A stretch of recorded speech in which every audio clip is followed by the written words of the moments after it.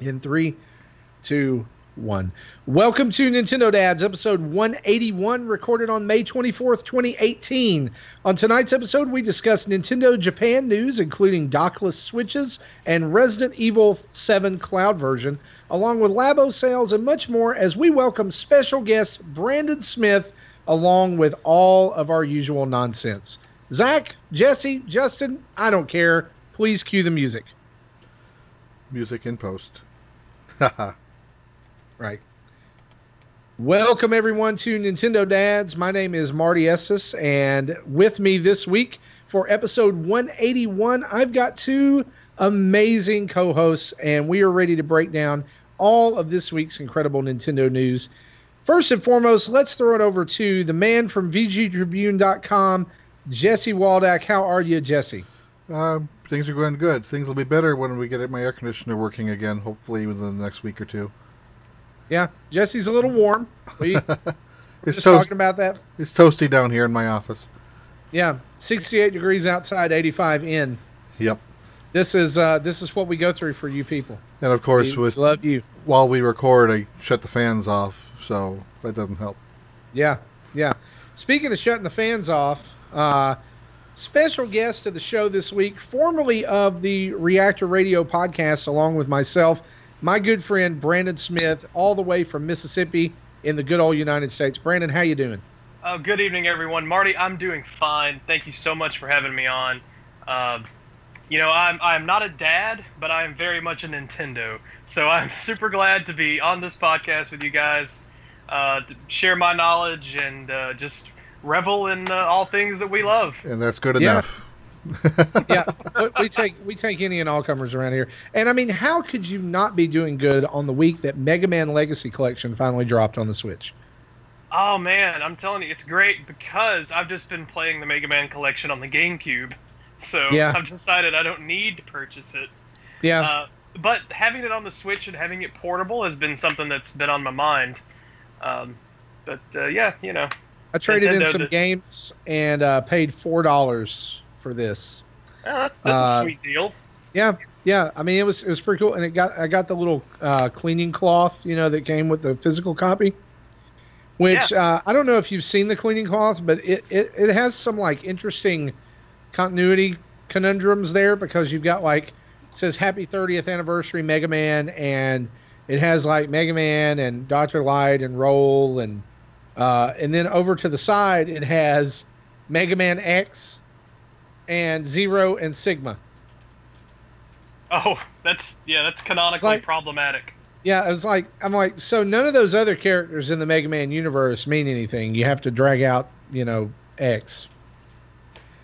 I have a love-hate relationship with Mega Man X.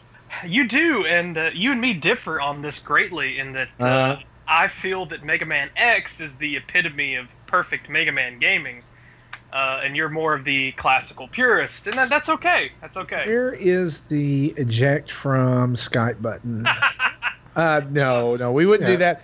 We very rarely have ever fought about it. Very rarely. Yeah, that's true. That's true. And I've played very little of Mega Man over the years, other than like the first 3 games. And like the last I remember was like Bass and Trouble.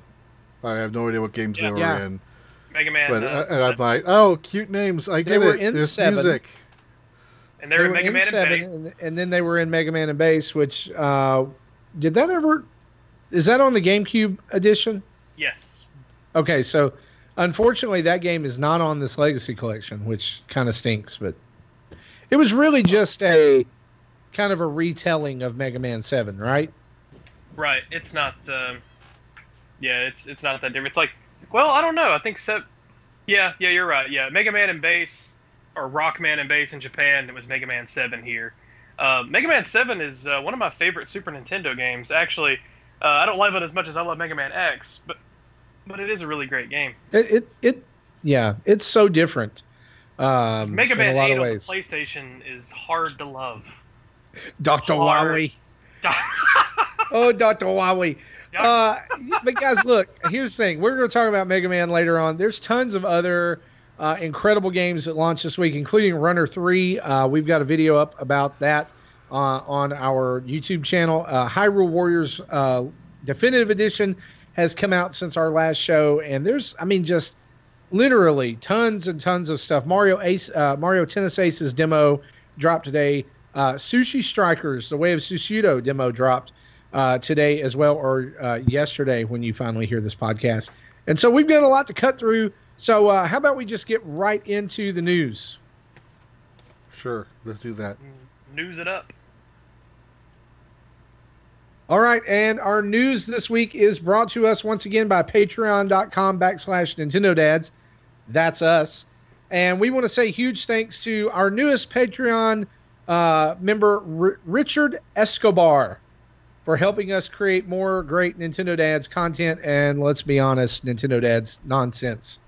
And so, guys, be watching Patreon. If you're a Patreon supporter, be watching this week for an email about two things. Number one, about our next Patreon patron hangout that is exclusive for members of that group. And also news about Retro Rewind. Not only when we're going to film Castlevania 4 or record the Castlevania 4 episode, but also what our next two games are going to be. I'll go ahead and give you a hint. Justin is pushing really, really hard for Super Ghouls and Ghosts. And Jesse just smiles. Ouch. Ouch. I mean, the thing is, it'd be a really quick play, right? Yeah, because no one can beat level 1. Yeah, that's right. That's right. Actually, I have beat level 1. And I used to, too. I probably can't anymore. I could beat level 1, and I can make it about halfway through 2, and then that's it. And then I go, like, I did finally just break down one time and watch a playthrough on YouTube. And the guy who was playing it made me feel like an amateur. I was like, yeah, this is... The question is, was it really a human, or was it a tool assisted? No, it was... No, he was playing it. He was playing it. And then... I suppose there's too much randomness in that game for he did the original. Run. Like, he did the original NES, and then he went through the Super NES. Holy crap. So, yeah, I know. It was two separate videos. Thankfully, he didn't try to do that all at once, or his, like, brain would have exploded. But... speaking of brains exploding and speaking of us being without certain things, news broke this week in Japan.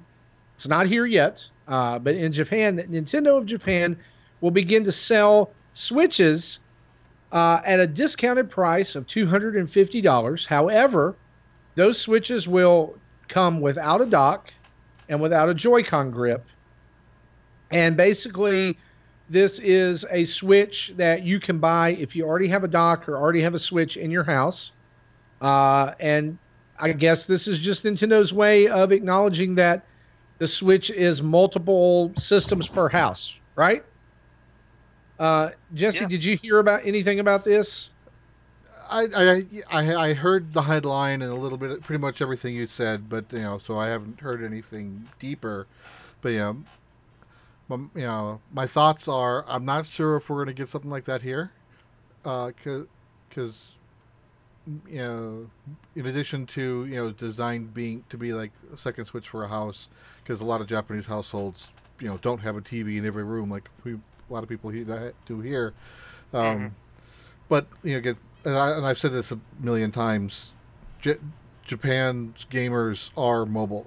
Like very few play at the house. Most of them play like on the trains and whatnot. So someone could pick this up as their first Switch and be perfectly happy with it. In Japan, where maybe not so much here. The thing that I'm rereading this article as you're talking about this, and there it also does not include an AC adapter, which is really interesting if you think about it, because what you just said, that many gamers in Japan are mobile, like you said, playing on the train, playing on the commute, playing outside, out in the town. I don't know, Brandon, why would they do this? Like, look, and here's the deal. For those of you who are longtime listeners of Nintendo Dads, I want to give you a little history here. Brandon Smith, one of my good friends, used to be on a podcast he and I did together called Reactor Radio. And if there is a man that I look up to about Nintendo knowledge, video game prowess, it is this dude. All right. And so This is not just some guy we've pulled in off the street. Like I wasn't walking around, in my 7,000 person town today going, hey, you want to be on a podcast about Nintendo? No, Brandon and I go way back. We're thankful for him being on the show tonight. We'll let him tell you a little bit more about himself later. But Brandon, what do you think? We're going to get this over here. Is there a point to this? Do you think it's going to do well? Your thoughts?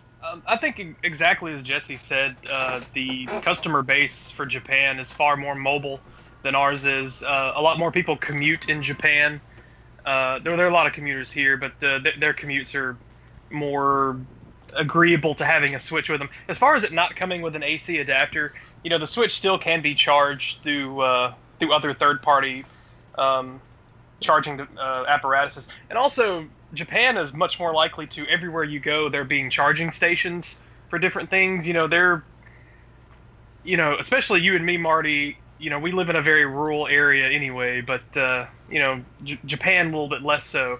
Everywhere they go in Japan, there's going to be a way for them to charge their Switches everywhere.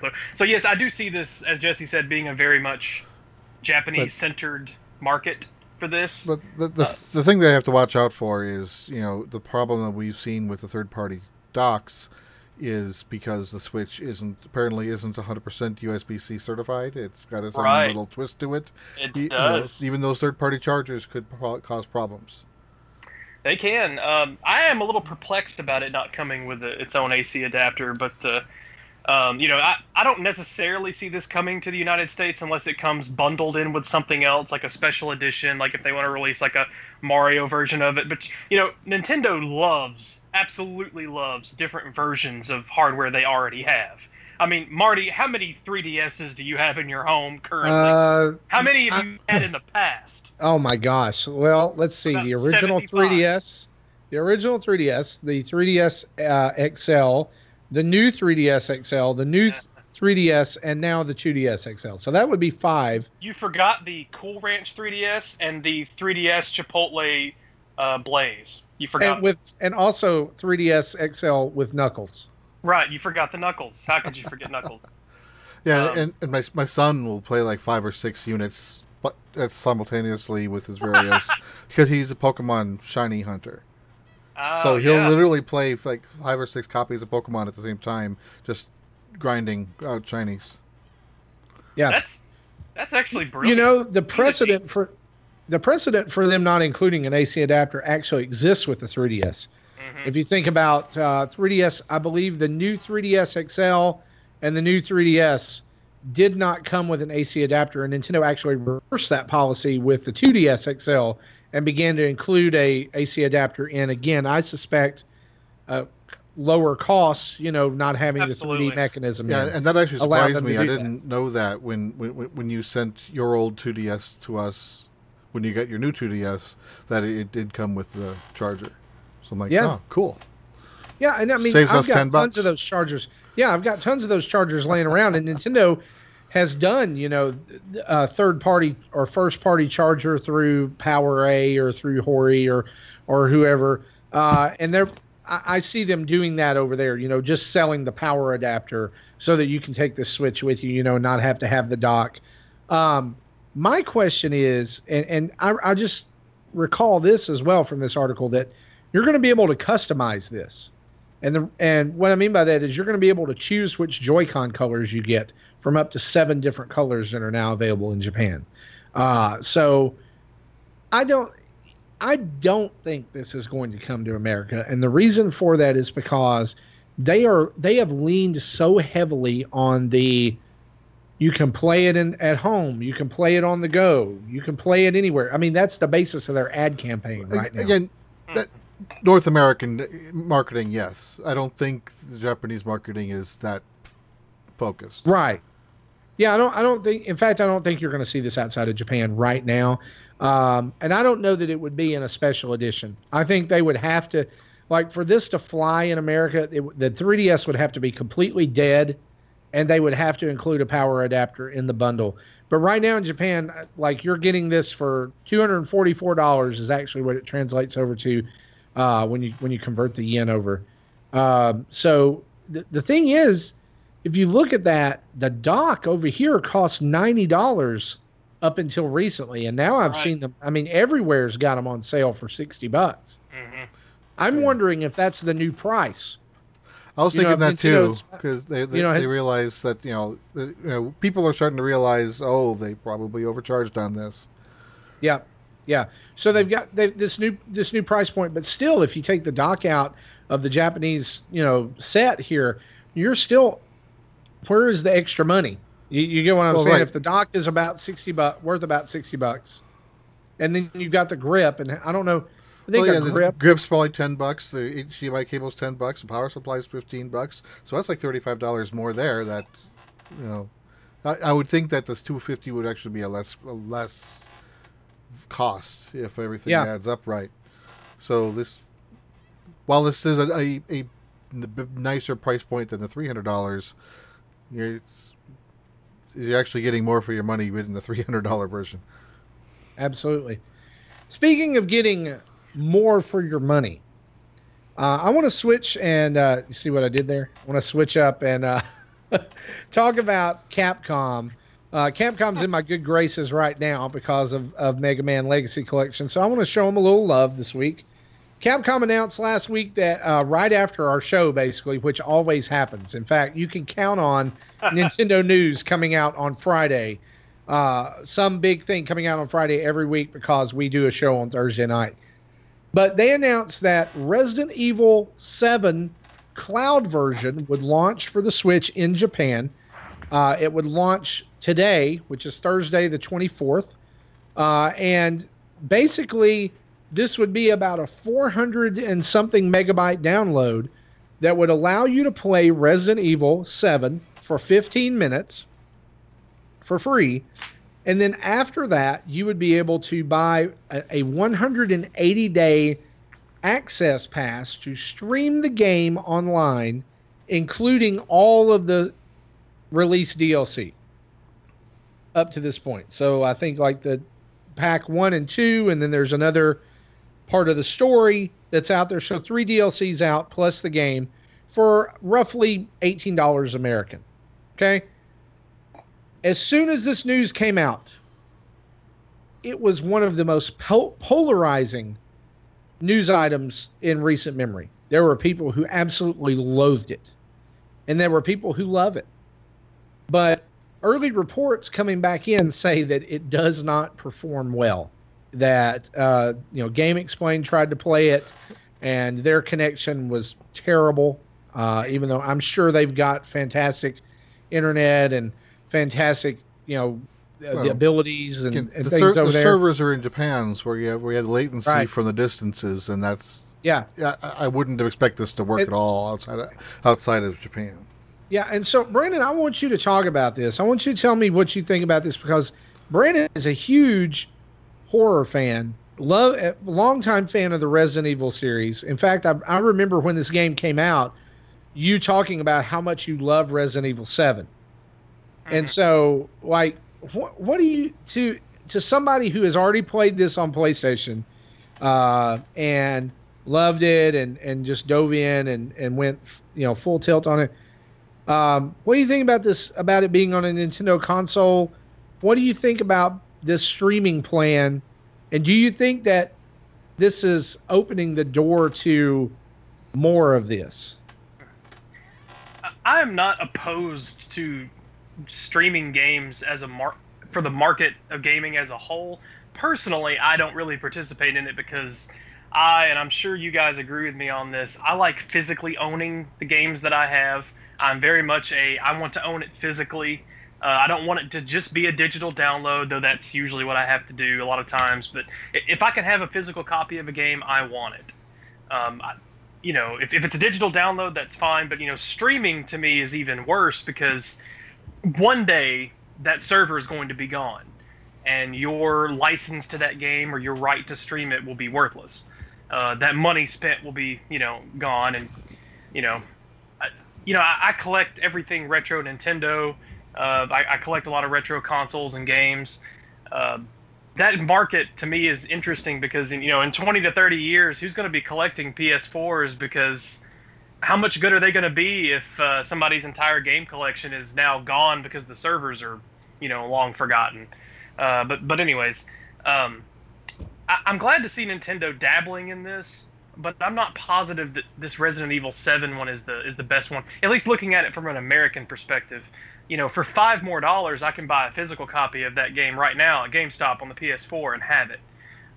Nintendo's offering just a little bit cheaper, but I can only play it for 180 days. And like Jesse said, I'm sure the latency's fine in Japan. Just to throw the blame around, I wouldn't blame Nintendo for this. Blame Capcom. Blame Capcom. I agree. I agree. I would love to see Resident Evil on the Switch. I think it's actually a very Switch perfect game. You know, Outlast 1 and 2 have both done fairly well on the Switch. And those are pretty good ports of those games. So I think the Switch is capable of running a full version of Resident Evil 7.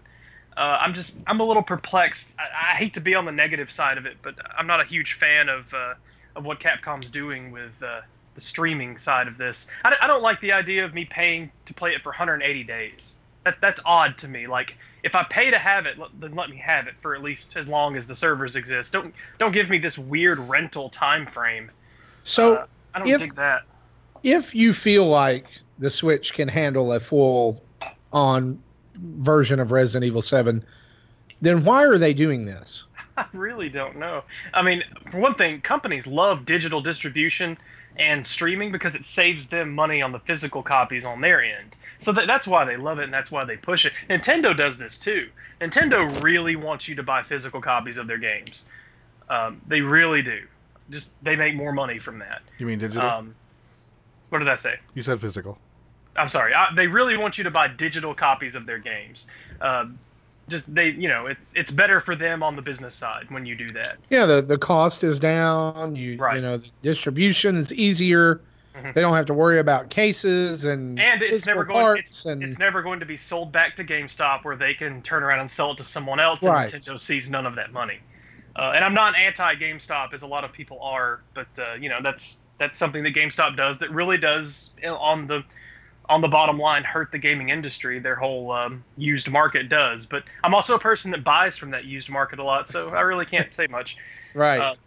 It's so weird just to have it for 180 days. Why can't I stream it forever? I don't get it. Like, well, because you're not paying for the game, you're paying for the service that lets you play the game. So, okay. I think a PS Now subscription, but only one game instead of 150 or whatever it's on it. Oh, doesn't sound as good. So Capcom could expand on this in the future, maybe. Mm-hmm. They could. Yeah, here's my thing. Like, I'm not a Resident Evil fan, so I don't really have a dog in the race, except to say that I think it's really cool that they're trying this. If the reason that they're trying it is because the full game won't run on the Switch and the cloud servers and everything has to do that extra computing power to make it. I'm positive the Switch can run it. And I've become more of a believer on the powerhouse that the Switch really is in the past few months. When I started playing Doom on the Switch and I saw how good that port ran, I was like, this thing can do more than what we originally thought it could. It's very impressive hardware for its size, particularly in docked mode. But I'm positive that a cartridge version of Resident Evil 7 is totally doable. But Capcom's wanting to dab its toe in the streaming waters and see how this works. And the Switch install base in both Japan and North America is very impressive. So. The only thing that I think muddies that water a little bit is the fact that Nintendo has opted to go with such a low capacity game card. Yeah, that's what I was just about to check to see how large this game is, like on the PlayStation 4 version. Mm-hmm. And that, like, I could see that being a reason. So while you're looking at that, like, let's think about that. If Nintendo, and we know this, that the maximum file size that can fit on a game card is 16 gigabytes. Is that really the maximum? That's it. I thought they can go to 32, but those are more expensive. They can. So no one has done it yet. No. Very few companies have even explored that. I don't think any at all have bit the bullet and done it. Like, think back to L.A. Noire when it came out, about the amount of download it had to have. Doom wasn't able to fit multiplayer on the cart because there wasn't enough room. NBA 2K and several others are the same way. So if this, maybe that's the reason. Because like, I don't know, like a Lego game install on my PlayStation 4 takes up 30 gigabytes, which is nuts. Crazy. Well, yeah, crazy. I do think that the publishers and developers really don't care about compression as much on the bigger systems, just because they come with gigs and terabytes of data. And I think I hinted it before. Again, I don't know for sure. It might be, but it might be a thing that the use of all these middlewares, like the Unreal Engine or whatever, limits the ability to compress. That's why you have The Legend of Zelda at 12 gigs, where a game that's half this, it seems like it should be half the size, is twice as much. Okay, PS4 version is 22 gigs. Yeah. Yeah, well, so that's gonna go over the threshold of that cart, and so the 22 gig is that, because again, Brandon, this you're gonna forget, people who are listening to this are gonna have to forgive me because I've never played this game. Is it a single player game only, or is there a multiplayer component as well? At least in all the normal game content, I haven't played all the DLC, but in the normal game, it's completely single player. So this is PSN Store says it's one player. Yeah, so it's a completely single player. So this is not like Doom, where you can divorce the multiplayer from the file, and say if you want it later on, you can download it. Yeah. Right. Yeah, this is you have to have this. So, and then on top of that, with this $18, you're getting all of the DLC that's out, and I would say probably all of the DLC that's coming out. I think what people don't realize with this, and again, I'm going to advocate for this, okay? What I don't think people realize is that a game like Resident Evil 7, and especially in the genre that it's part of, 180 days is 6 months, all right? Like and I don't know how, like, the hours that you put into this game, but I would estimate 20, 25 hours, and that's with DLC. A game like Resident Evil 7, and again, this genre of survival horror or horror, once you've played it once, it's spoiled, right? You go through it, you know where things are going to pop out, you know the story beats, you know how it ends, every twist, every turn, you know the boss fights, you know all that. So the question for me, as somebody who's not a fan, or maybe even a casual fan, because I did play through Resident Evil 2 and enjoyed it back on the N64. Why would I need to play this more than once? Like, I get going back. I get going back over the years, like maybe 2-3 years later. Oh man, I forgot a little bit about it. That was a fun game. I want to go play again. But like a lot of people who are complaining about this, that's the question I want them to answer. Like, how many times would you play this past one time? Because for $18, for all of that, and you can stream it, and it's not taking up data on your precious SD card, which I'm on my second one because we've downloaded so many games and been given so many review codes and stuff. I love that idea. If it's a computing power thing, which maybe, Brandon, you say is not, but maybe if it is, does this open the door for titles like Monster Hunter World to be on the Switch? Then bring it on. Oh, yeah. I don't think it's a computing power issue, but I do think, as Jesse pointed out, I do think it's a storage issue for these carts. But I will say, you said you played Resident Evil 2 on the N64. Yep. In the early days, it had an expansion pack. In the early days of that game's development, there was big questions if they could even fit that game on an N64 cart. They basically had to invent new compression techniques to be able to make that game happen, and it's a great port of Resident Evil 2. The FMV sequences don't look as great as they do on the PlayStation, but the normal gameplay is in a slightly higher resolution than the PlayStation version. Resident Evil 2 on the N64 is a miracle in every sense of the word that it even exists. I think that every video game company, it should be required before you publish a copy of your game that you go sit in a class taught by Nintendo called How to Compress Your Game. I mean, essentially, they made it happen. But as far as like with Resident Evil 7, with any survival horror game, especially once you play through it once and experience the jump scares and everything else, subsequent playthroughs are going to lose their luster. Outlast and Outlast 2 are very much like this. I love those games, both of them, so much. But after having experienced them, particularly Outlast 2, which left me just a wee bit scarred in a lot of ways, I don't really want to ever relive that unless somebody had a gun to my head. I don't think I would just one day just sit around and be like, you know what I want to do? Be terrified again for 8 hours. No, I'm okay. But experiencing that one good time was great. But yeah, if any game benefits from a 180-day license, it's Resident Evil 7, because the replay value of that game is negligible. But yeah, I agree with that. So the other kind of weird thing about this, and we talked about it just in the previous news article about how its mobility is the strength of the Switch, is you can't do that here. Yeah. Yeah. You've got to be somewhere with a stable internet connection. And while I would imagine the traditional home in any other country besides the United States has faster internet than the traditional home here, unless people are paying out the nose. Yeah. Japan, they're nearly completely wired. Every tiny village everywhere has high-speed internet. Yeah, so at home they'll be fine, but playing it on the train, unless the train's got some hell of Wi-Fi. It probably does. It probably does, but it's Japan. But it's just saying it's not knowing 100% for sure makes things difficult. Makes it an anomaly. Yeah. Here that game would be difficult to enjoy if you wanted to travel at all, because But me, I'll say this: I don't take my Switch just a whole lot of places. Sometimes I take it to work and I play on my lunch break, but for the most part, mine stays docked. Other than that, most of the time, I do take it on vacation. And I hate to segue into this, and I want to talk about it later, but you said something about the 3DS being dead.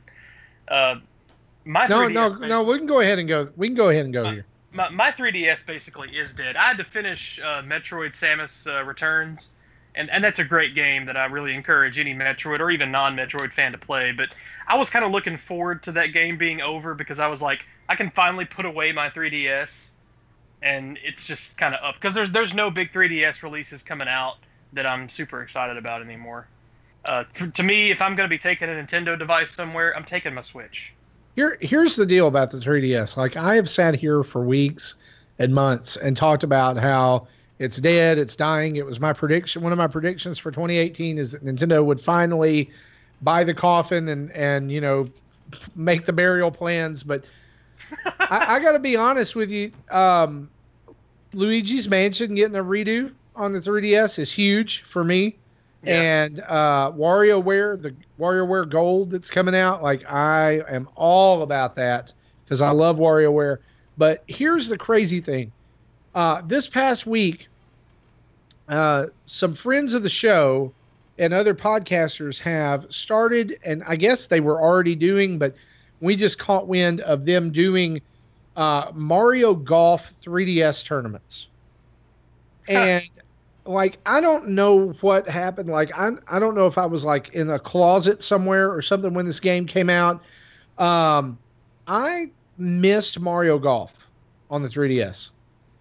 And so everybody starts talking about like having these tournaments. And I'm like, all of a sudden I have a serious case of FOMO, like fear of missing out, and I'm like, well, I got to download this right now. So I go to the 3DS eShop. It's $29.99. Boom, bang, boom. Next thing I know, Mario Golf is on my 3DS. And I'm playing a tournament. And it sucked me back in. It's crazy. Like, now we're talking about doing, like, weekly Nintendo Dads tournaments and stuff like that, too. What kills me about that game is going back and looking at it, it's a 2014 title. And the tournament scene for that is still going strong. Like, Nintendo knows what they're doing about some of these things. And speaking of that, we're going to talk about Sushi Strikers here in a little bit. The game that I wanted to hate, but I can't now that I've played it. Brandon, one other thing I wanted to mention, and Jesse too, while we're on the subject of Capcom, let's circle back around to this. New details were announced today about Mega Man X Legacy Collection, which is coming out next month. That it's going to have a brand new story mode in the challenge section. There's going to be a brand new story for this game. And details came out today in Famitsu over in Japan. Here are those details. X will wear a brand new white and blue armor exclusive to the X Challenge. Although it's based on the Ultimate Armor, it's purportedly different enough to be considered new. No other specifics. You can choose up to 3 special weapons from 9 available to take into battle. You cannot change your set until they've cleared an area, and those special weapons are from X1 through X6. There's a total of 27 stages. Difficulty levels determine the strengths of the Mavericks, if your health replenishes onto the next stage, and whether or not your remaining time carries over. And X Challenge Volume 1 and X Challenge Volume 2 have different stages. For example, stages 1 through 3 and Volume 1 will end with a fight against Slash Beast and Crescent Grizzly, and stages 1 through 3 and Volume 2 will end with a fight against Web Spider and Wire Sponge, and there'll be online rankings as well. So literally you're going to take on 2 Mavericks at once in this and hope that you pick the right weapons, right? Which is totally fair. But that, like, I'm excited about that. I'm excited about them. They're not just adding, it's not just boss rush mode. There's going to be a story to it. So I think that's pretty cool. That's a what we call a shut up and take my money kind of thing. Yep. I completely agree. I was not excited about this Legacy Collection, but the closer we get to it, I mean, I can't fool anybody. It's Mega Man. I'm going to buy it, right? It's gonna happen. They could put out a turd dressed in a Mega Man suit, and I would buy it. I mean, that's just the way it is. Let's move on. Speaking of turds, that only happens after you collect 900 little doodads in the game. Yeah, you get Mega Man poop. Speaking of poop, Switch hackers are being banned from all online services by Nintendo. And the ban seems to be not system-based as it has been in the past, but now is attached to the actual username and account itself. These are folks who have done things like modding the Switch, putting the SNES Classic on them, and different things like that, using basically anything they don't want you to use. Users have been receiving error code 2124-4007, which basically says this: those who are banned cannot access the eShop or online gameplay, interact with friends, or post. The news feed and updating apps still works. So that's Nintendo's STFU button. Yep. Yep, they found it. Yep. Hacking both the Wii and the Wii U became like an art form for people, especially the Wii. The Wii was so gloriously hackable. Yeah, I was actually deep in that community. Uh-oh. Did you hear that? Did you hear that, Nintendo? Jesse hacked a Wii. Well, I don't think that's any... I think that's been common knowledge. We've talked about that before in the show. Tomorrow, Reggie Fils-Aimé is going to show up to your house and just beat the crap out of you because you did that. With those 2 guys from the Wii commercials. We would like to play. Yeah, they will play. What have they been doing? They're still playing Wii Sports in their basement. They're driving around the country in a broke down smart car. Broke down smart car with a dusty Wii. Anyway, like, I don't think there's much to say about this other than Nintendo hates piracy. They really do. And Nintendo hates hacking. And they have every right to do so. You know, that shouldn't be a big surprise. Yeah. You know, I'm not, my perspective on modding is, if you're a developer, sure, it's a good. It's still that you should go with the. If you just want to screw around and learn how to program things, that's a nice way to do things with it. You know, I am definitely not for piracy. You know. But it's good for, exploring, learning, experimentation. I don't think there's anything wrong with that. Right. As soon as news of this broke, too, I love this. There were tons of comments, of course, saying, good, we hate hackers. But then there was a wave of people defending them. Basically, the defense took a good number of the defenders all kind of hit the same beats. And they basically said this: if Nintendo would just give us Virtual Console, there'd be no reason to hack the Switch. Well, no, that's false. Hackers will hack it just for to say that I can hack it. Right. Well, the question, Yeah. like the Wii U apparently has been hacked years before it was actually public, but because they kept it to themselves, just because they know once it's public, piracy is the next step. So even the hackers don't want piracy. Mm-hmm. So props to them. But something like this, especially when there's a hardware level hack, it's kind of hard to not be public. Yeah, absolutely. Let's move on. Let's talk about one more top story before we get into a little bit of lesser news. Labo, we talked a little bit about last week about how Labo, the fire has kind of cooled off. It seems it's not selling as well. And maybe we talked about how it didn't sell all that well. And over on our Patreon, we had some fans that kind of pushed back on that and said we hadn't really read into it really well and everything. And admittedly, you know what? At that point, we hadn't. But we want to correct that this week and talk about some sales numbers because those did come out this week. Well, my quick little rebuttal to that is we weren't really reporting news at that point. We were just talking about our own opinions.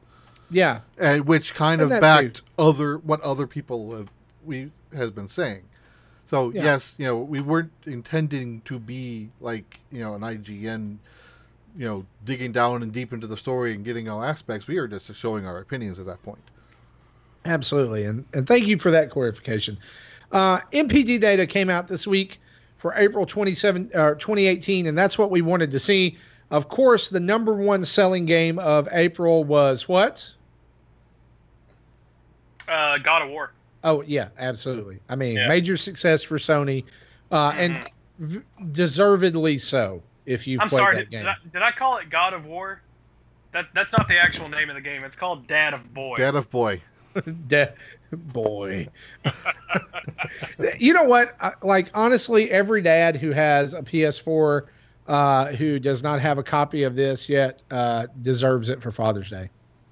Oh, yeah, absolutely. Yeah, and it's fantastic. I rented it for that day, the day that it came out. I found a copy of it on Redbox and rented it, and got about 3 or 4 hours into the game, and I got to the point where you're the world snake or something, Yeah. I got to that point. World serpent. And then we had something happen to our PS4 and it erased all of our save data. So I've got to go do all that over again. That's a nightmare. Yeah, it is. But that's why, if you pay for PS Plus, you should use the backup, the cloud save thing that I didn't use. So that's why you want to do that. We had some stuff in there, but not much.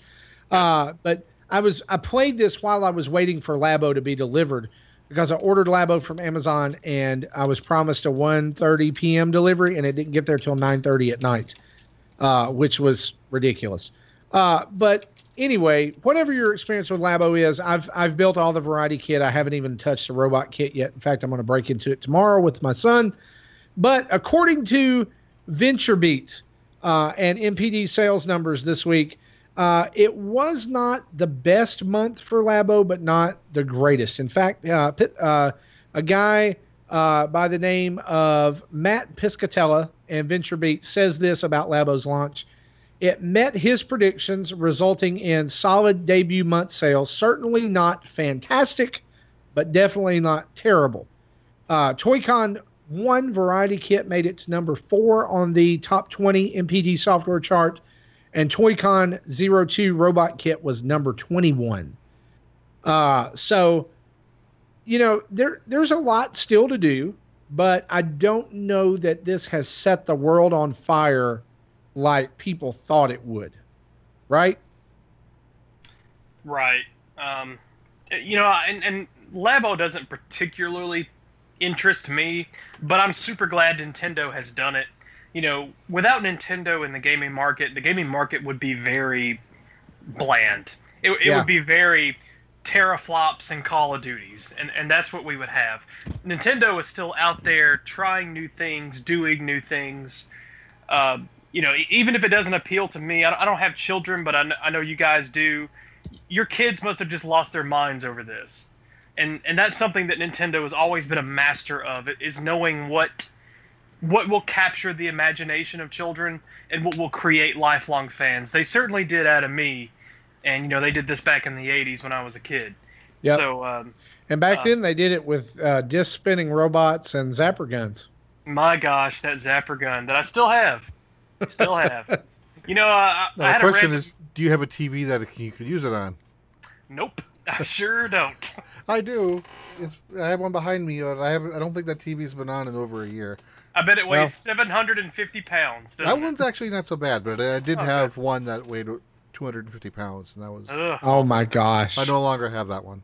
The Matt Piscatella here, he says something that I think is pretty important about the Labo sales and different things. He said this, the story will really be told in the months leading to Q4 and, of course, in the holiday. And I think he's exactly right in that. I think this will be a big holiday seller if the Switch goes into Christmas hot, like I think we expect it to. There's several questions up in the air. Of course, Smash is coming out this year. That's going to be huge. That's going to be a system mover. But is Pokemon coming?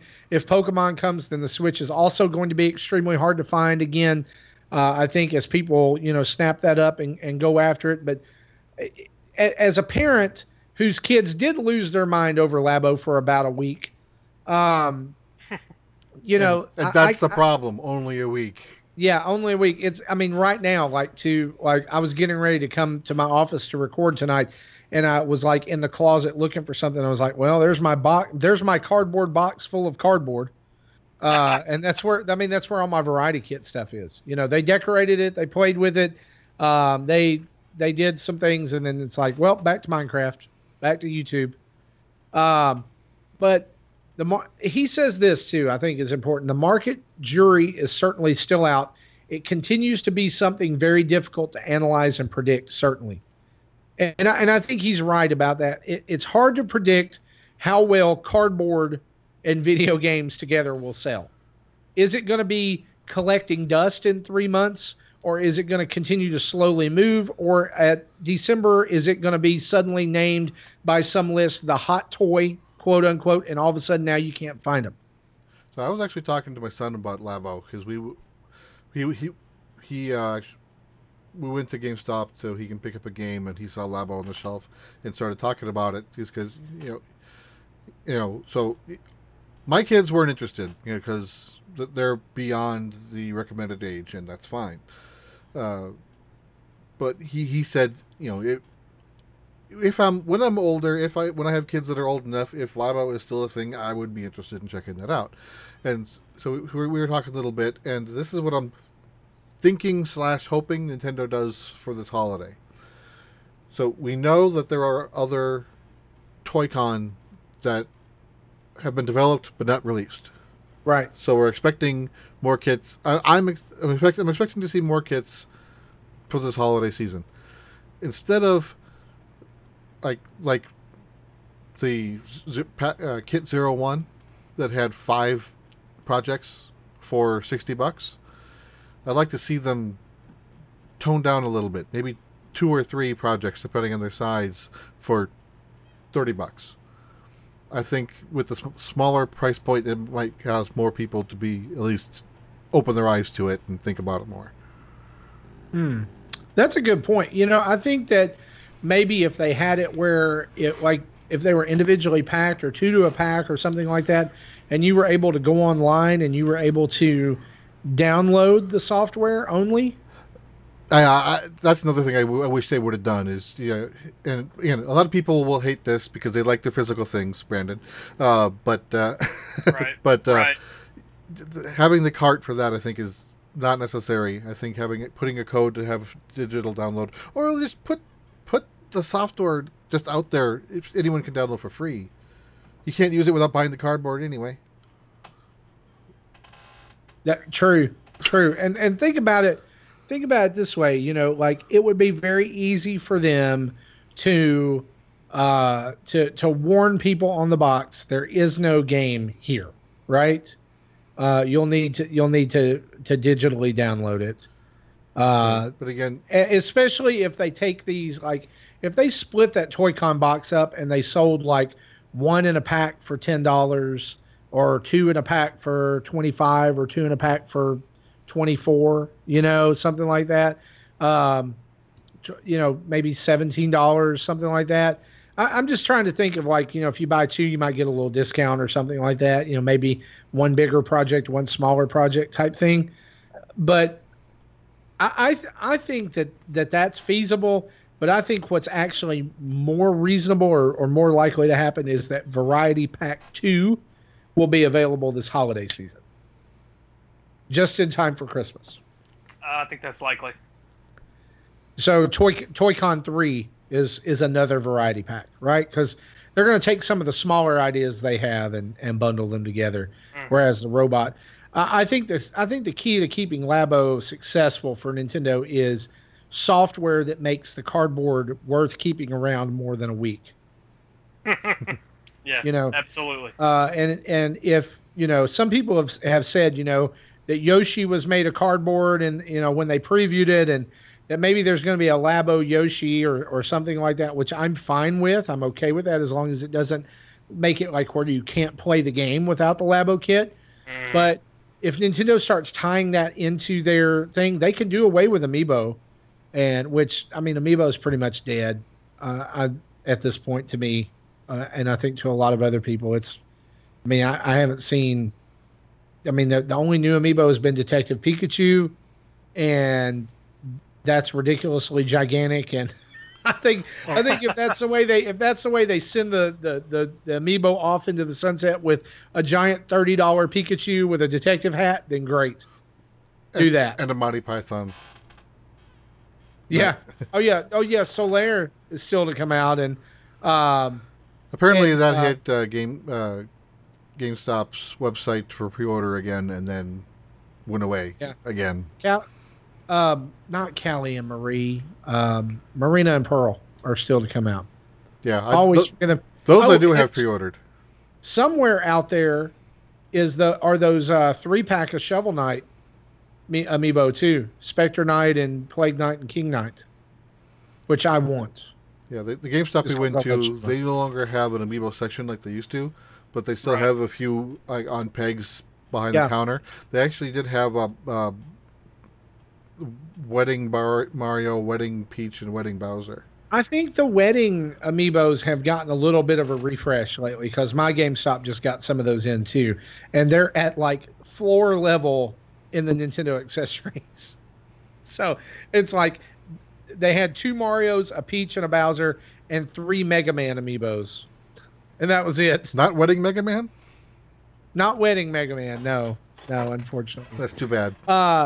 Let's move on and talk about a couple of big stories and headlines. We won't spend too much time on these. For the first multi-week Splatfest battle has ended.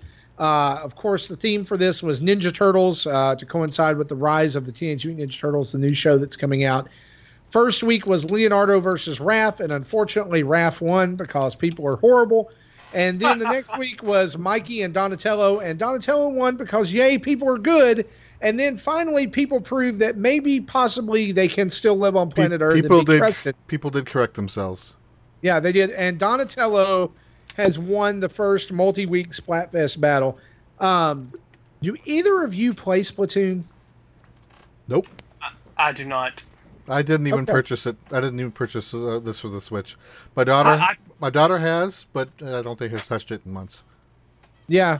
Like, I love it. Like, I'm not good at it, but I love to play and just pick it up. And I love the fact that if I'm away from that game for, a month or weeks, I come back to it, and like 5 matches into it, I'm back in my rhythm, Yeah, that's my problem, is I never find that rhythm. And I'm not a fan of the competitive online games, just because on games it's just not fun to lose all the time. It's not fun to suck. Yeah, My character on Splatoon 1, level 6. That's as far as I got before I got sick of it. That's why I don't play Fortnite. I haven't even touched that one. My 11-year-old son, who cannot beat the original Super Mario Brothers and won't touch a Mega Man game, has more wins in Fortnite than I do. And I try. Like I play Fortnite and I'm dead within like the first 5 minutes. The other night, he found a place on the map and sat there for 30 minutes and won. And I'm like, are you kidding me? Like, I mean, Luigi wins by doing nothing. Yeah, well, that's what he does in life. So that's just his normal personality. But so I play a lot of the Doom multiplayer on the Switch, and I swear it's like Halo 2 made over. If you ever played, if you were ever in that phase of your college years playing Halo 2, the Doom multiplayer is surprisingly similar to it. It also plays a lot like the Quake, particularly Quake Arena. It feels a lot like that. And there's a pretty big community of people playing it on the Switch. I play it at home, and I play it sometimes at work if the Wi-Fi is cooperating with me. I'm gonna need to try this now that you mentioned that. I've not played it. It's way better than you'd think, but way better than it deserves to be. Yeah, absolutely. And I don't play Splatoon, but I'm always interested in how successful it is. Like, just another example of when Nintendo trying something new that people, like and pick up on. I was reading a tweet today, and I would love to find this, but I can't. Like, it was early this morning, so it's gone. I don't even remember who it was, but like they were basically talking about how people just really, like, outside of Japan, people do not understand how popular Splatoon is in Japan. That it's like it has some kind of sales figures over there that are just ungodly. You put on holographic diva-like concerts in real life, you've done something right. Yeah, I mean, there's people are willing to pay to see that. There's Splatoon manga, and it's out there. There's fashion and all kinds of stuff. I mean, I was in Toys R Us about a week ago, and they had an Inkling Boy World of Nintendo figure, and it was 40% off, and I almost bought it, but I was like, I don't have any more room in my office. I can't put anything in here anyway. But I would say it's popular here, but not as popular as it is over there, and that's why we're going to continue to get more of it. It's so popular in Japan that they've had, their Splatfests have had branding like Nike and Hello Kitty and different things like that. And we get Rise of the Teenage Mutant Ninja Turtles. And we also get Chicken and the Egg. So I don't know. But anyway, I like this format of Splatfest. I would like to see them do this again. I like this multi-week, tournament style thing. And I think it's neat. I want them to do more weird Splatfest though. Like, if you guys remember, the first Splatfest for Splatoon 2 was ketchup versus mustard. And they used unfortunate color palettes. Yeah, they had like, it looked like you were shooting ketchup and mayonnaise, and it was disgusting. And I want more of that. Like, I want strawberry versus grape jelly. I don't know. Mud versus soap. I mean, what else could there be? I don't know. I don't even know. Vanilla versus chocolate. Yeah, do vanilla versus chocolate. Like, I want something like that with like black ink. Like, like yin and yang. I don't know. I think it'd be cool. I think it'd be neat. But so if you're into Splatoon, also Nintendo is putting out a ton about this Octoling expansion, and I like we talked about this last week that we think that it's probably going to drop during E3 or shortly after, and so keep your eye out for that. I'm excited about it. My son and I were talking about it today. He was watching a YouTube video and he was like, "Dude, they've hacked Splatoon 2 to play an Octoling," and I was like, "Yeah, they did that, or you could just like beat all 80 stages of the Splatoon." The Octoling expansion, and you'll be able to play. He's like, "Yeah, I'm going to do that." And I was like, "Yeah, no, you didn't finish the single player campaign. No, you're not going to do that. I'm not going to do that. Let's be honest.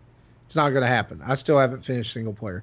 Couple other news items here. Ubisoft provided a first look at the Donkey Kong Adventure DLC for Mario and Rabbids Kingdom Battle, which includes a new island, a new story, and new characters, including Rabid Cranky Kong. I kind of wish they didn't really announce that. That would have been a nice, like... Yes, I was going to say the same thing. Like, that blew me away. when he showed up. And I was like, why did you blow this? Like, this would have been a fantastic. I mean, it probably would have got out before then anyway. But such a cool thing. It does appear to me, and maybe I'm just reading into this a little too much, that this is, of course, a new story, a new island. It looks to me like the team that you have for this is fixed. And like the reason for that is if you noticed that like the whole time they were showing this footage, if you watched it, it was always Donkey Kong, Rabid Peach, and Rabid Cranky Kong. It was never any of the others. And so I'm wondering if that's one of the stipulations for the DLC, like that you have to play with those three. Yeah, I'm interested in this DLC. I'm just worried that my chops are so bad, having not played the game in a year, that is it going to be able? Am I able to pick it up and figure it out again, or am I just going to suck? It has almost been a year, hasn't it? Mm-hmm, that's crazy. It came out in August. Brandon, did you play this game? I did, and enjoyed it way more than I thought I would. Yeah, that's what everybody says. It's such a great game. This was a game I wasn't sure I was going to like because traditionally I don't like tactics games, and right? I've never played XCOM, so I didn't have that comparison. But I didn't finish all the challenges, but the story I played to the end. I did. Yeah, I finished the story about a month back, finally, and I'm glad I did. I'm so glad that you and I can finally talk about this too, Jesse. Wario and Waluigi. Why did they not get more in there? Like, come on. Like, they just show up out of nowhere. Like, where are Wario and where are Waluigi? Yeah. For them to have been transformed like this. Yeah, those were a big shock. You want to talk about the DLC people want? That's the DLC I want. I want Wario and Waluigi Kingdom Battle. That's what I want. They'd have interesting weapons. I mean, like the design of them was super cool. I thought. Would Wario have like something garlic?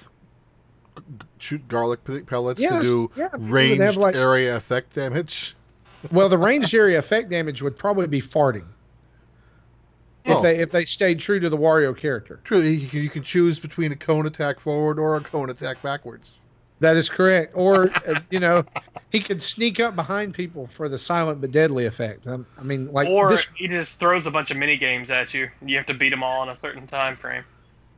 This Ubisoft, Nintendo, the stuff writes itself.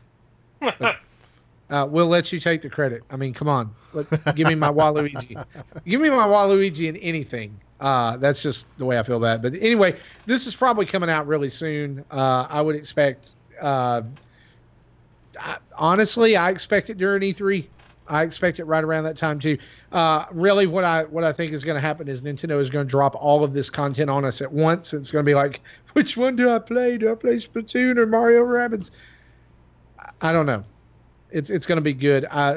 I thoroughly enjoyed this game, and Donkey Kong looks fun, like with the different attacks, and like it showed him like swinging on vines and using a banana as a boomerang and all kinds of crazy stuff. And the music was fantastic. And I guess Grant Kirkhope is doing that, just like he did for Mario and Rabbids. So, hey, familiar face, familiar territory, ought to be good. Couple of headlines: Nintendo has applied for an N64 trademark. Maybe means that N64 Classic is coming. I'm going to be real honest with you here, and I may disappoint some listeners of the show. This is a terrible idea. And the reason for that is I would much rather them just redo the 64 games that are relevant, that matter, and put them out as remastered versions or whatever, because this era of Nintendo does not hold up well. It's not just Nintendo. It's this entire era of gaming doesn't hold up well. Brandon sighed like I had just committed a cardinal sin.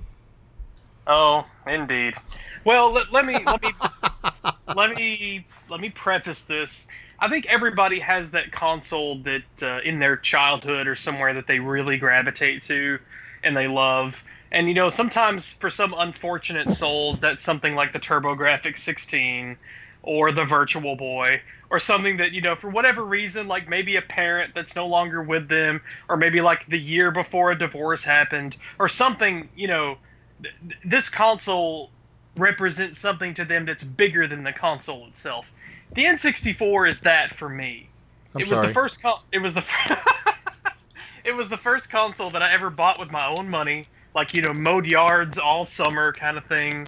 And it was just kind of a big deal to me as a kid going into like junior high and high school to buy this. And also I was at that age that video games weren't just something that I did for fun anymore. They were now like, okay, this is what I'm going to do from here on out. And I'm not going to be my thing. Yeah, I'm not going to be cool in high school anymore. I'm not going to like talk to girls. I'm going to like play video games. And the N64 was the console that was there for me when that happened. So I have a lot of memories of this. But my problem with this though is that unlike the Nintendo and the Super Nintendo, a lot of the games on the N64 that we remember very fondly are tied up in a lot of legal issues if we want to see them released. We can't get Turok. We can't get Banjo-Kazooie. These games are no longer within Nintendo's repertoire. These are now... I mean, Banjo-Kazooie is essentially owned by Microsoft because that's owned by Rare, and Microsoft bought them some years ago. And 007 will be a licensing nightmare. Absolutely a licensing nightmare. So all of these games that you saw this happen both with the Super Nintendo and the NES classics. In the months leading up to their release, all these people releasing their here are the top 5 or 10 games we want to see released. Everybody's lists, I'm telling you, are impossible because Nintendo cannot. Some of these companies don't even exist anymore. Were you the N64 boy? Excuse me, sir, I am the N64 boy. Currently, I have about half of U.S. releases of the N64 games. I'm missing a lot of junk and a lot of really expensive stuff. So I'm kind of at that point where I need to decide, like, am I going to go for a complete N64 collection or not? I don't think I am, but then again, I don't know.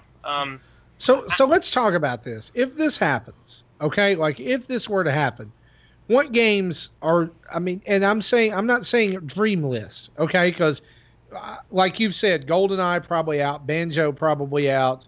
Yeah, anything Rare is out. Turok probably out. What games feasibly are we going to get on here? I'm going to list a couple, and then you can tell me, like, because I think these are the easy ones, and then let's fill in the gaps. You're going to get Mario 64. Uh-huh. All right, you're going to get Kart. Obviously, you're going to get Smash. Yeah. You're going to get Donkey Kong Country 64 or Donkey Kong 64. Yes. Because that's been Virtual Console. Nintendo has the rights to that. You'll get Diddy Kong Racing. Seriously? Diddy Kong Racing's a classic. I'm telling you. No, I mean, like, are you gonna is that not Rare? Diddy Kong Racing? Yeah. Is it? I think it's Rare. Oh. Well, so you're not gonna. Okay, so. My other two for sure's are you're gonna get Ocarina of Time, you're gonna get Majora's Mask, and you'll get Smash. Yeah, Smash was in there. So Ocarina, Majora, Donkey Kong, Mario, Smash, Kart. That's it. Honestly, I'm not positive about Rogue Squadron, just because that was LucasArts. Star Wars is owned by, but which that's is now owned by Electronic Disney. Arts. Yeah. Electronic Arts owns the right to the games for them. I guess Disney does own the rights to Star Wars as a whole. It's questionable whether you'd get it or not. When Disney bought Lucasfilms, they pretty much shut down the Lucasfilm. You're not division. getting. Yeah. You're not going to get GoldenEye. You're not going to get Banjo-Kazooie. You're not going to get Perfect Dark. Oh, Star Fox. What? Star Fox. Definitely get Star Fox for the best Star Fox game of all time. You're not going to get Conker. You're not going to get Diddy Kong Racing. Paper Mario would probably be on there. Yeah. Pokemon Snap would probably be on there. Yeah. And maybe a Pokemon Stadium. No Banjo-Tooie. You get Pokemon Coliseum or Pokemon Stadium. F-Zero X. Stadium might be hard because because the game by itself is actually garbage. It's only good when you're able to import your own stuff from the Gen 1 and Gen 2 carts. Yeah, that's absolutely right. You'd have to bring back the transfer packs, too. Anyway, you might get F-Zero X. You would. Kirby You'd get 64, you'll probably get that. I mean, there's more games than I remember. You know what? At Yoshi's Story, it'll probably be in there. Maybe a couple of Mario parties. But like, here's what people need to realize is that even if we got all of those games, the luster of nostalgia only goes so far. It was pretty far with me. Well, the gas runs out of the tank pretty soon with me. It like does. like going back and trying to play some of these games in that original form is hard. Yeah. Like it really is. I mean, like some of them hold up pretty well. Donkey Kong 64 is a garbage fire. It really is. And I don't care what people say. It is an absolute rolling downhill, no brakes garbage fire. It's and bad. It's bad. And like, you know, for every Mario 64, for every GoldenEye, there is a ton of crap on the N64. And let's be fair, there was a ton of crap on the PlayStation at that time too. Absolutely, tons of shovelware. Absolutely. Because developers were figuring out what a game in 3D needed to be. Yeah. And so like, and see, that's part of my, like, I love Mario 64 for what it is, but if you go back and play it, it is incredibly generic. Like there's enemies in there that don't appear in any other Mario games, like Spider, you know, or things like that. And I'm like, I get it. It was ambitious. It's still, like, if you consider it in the context of that era, is a tremendous triumph. But now, like getting what we have, like, man, just like play it every now and then and shelve it. Like the N64 or the SNES only had 21 games, right? The classic. Right. How many like if we're scaling with, you know, this, how many is the N64 going to have? 15, 10? It would be hard. It would be hard to find 10 to 15 really good quality games that I know Nintendo would still have the license to do. See, another thing about if they did an N64 Classic, like the NES Classic and the SNES Classic, it's basically the same hardware, just a different case slapped on it. Sure. That thing does not play N64 games well. So if they were to do an N64 Classic, it would need beefier hardware. So that'll bump up the price even more so than the SNES bump up with the reduction in games, but we had the second controller. So that, and just because they're renewing this trademark doesn't mean that they're actually going to do a classic with it. That's true. You know, they have to keep the trademark to keep the trademark, otherwise someone else can claim it. But they also have to use it in some way to show that they're still using it. So they're going to have to do something with it. May not be a classic. It may be a Switch compilation bundle, a la Mega Man, in the future. It could be any number of things. It could be them getting ready to introduce those to the online, you know, service when and if that time comes, because they've already said there's going to be NES and SNES games as part of that, and hopefully that means that the door is open for the future. Personally, I think I would rather them kind of go in what we might call chronological order of system release with doing these classics, and so that would mean Game Boy is next. But that's just me. Yeah, and technically, Game Boy would have come before Super Nintendo. You're right. You're right. Thank you for the actually moment. That's as soon as I said it. That's what I'm here for. As I said it, I was realized. Yeah, and that's fine. That's fine. Enough about that.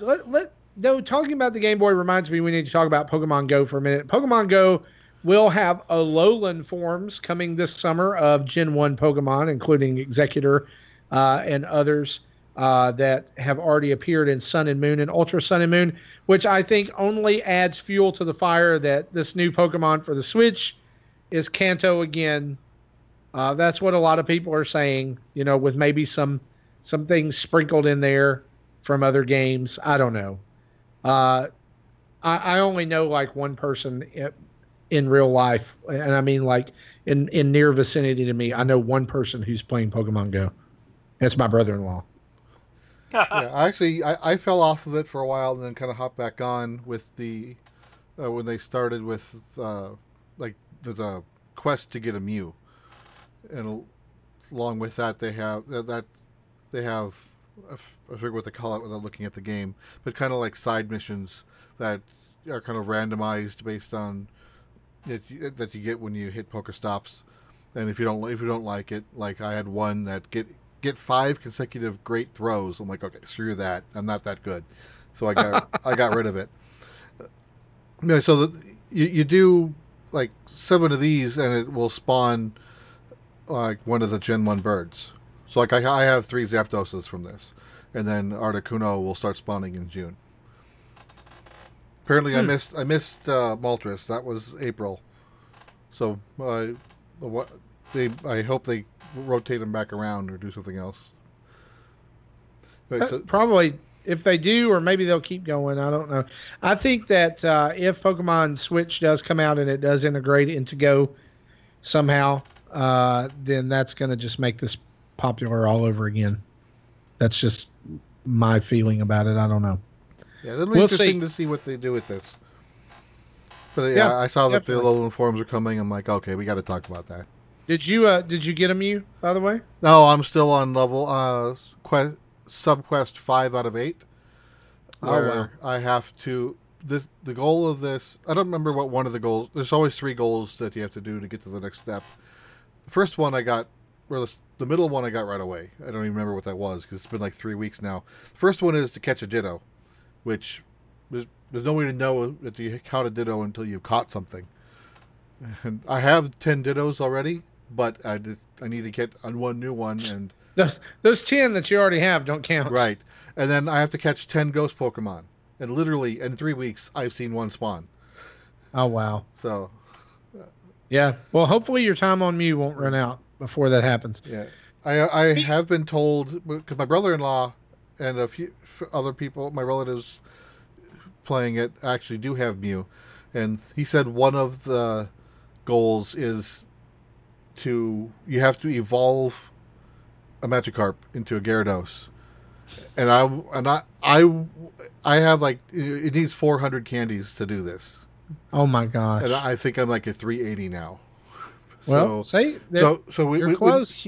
If he didn't tell me, I would have gotten enough, done the evolution, and then found out I need to do the evolution now, I would have been pissed.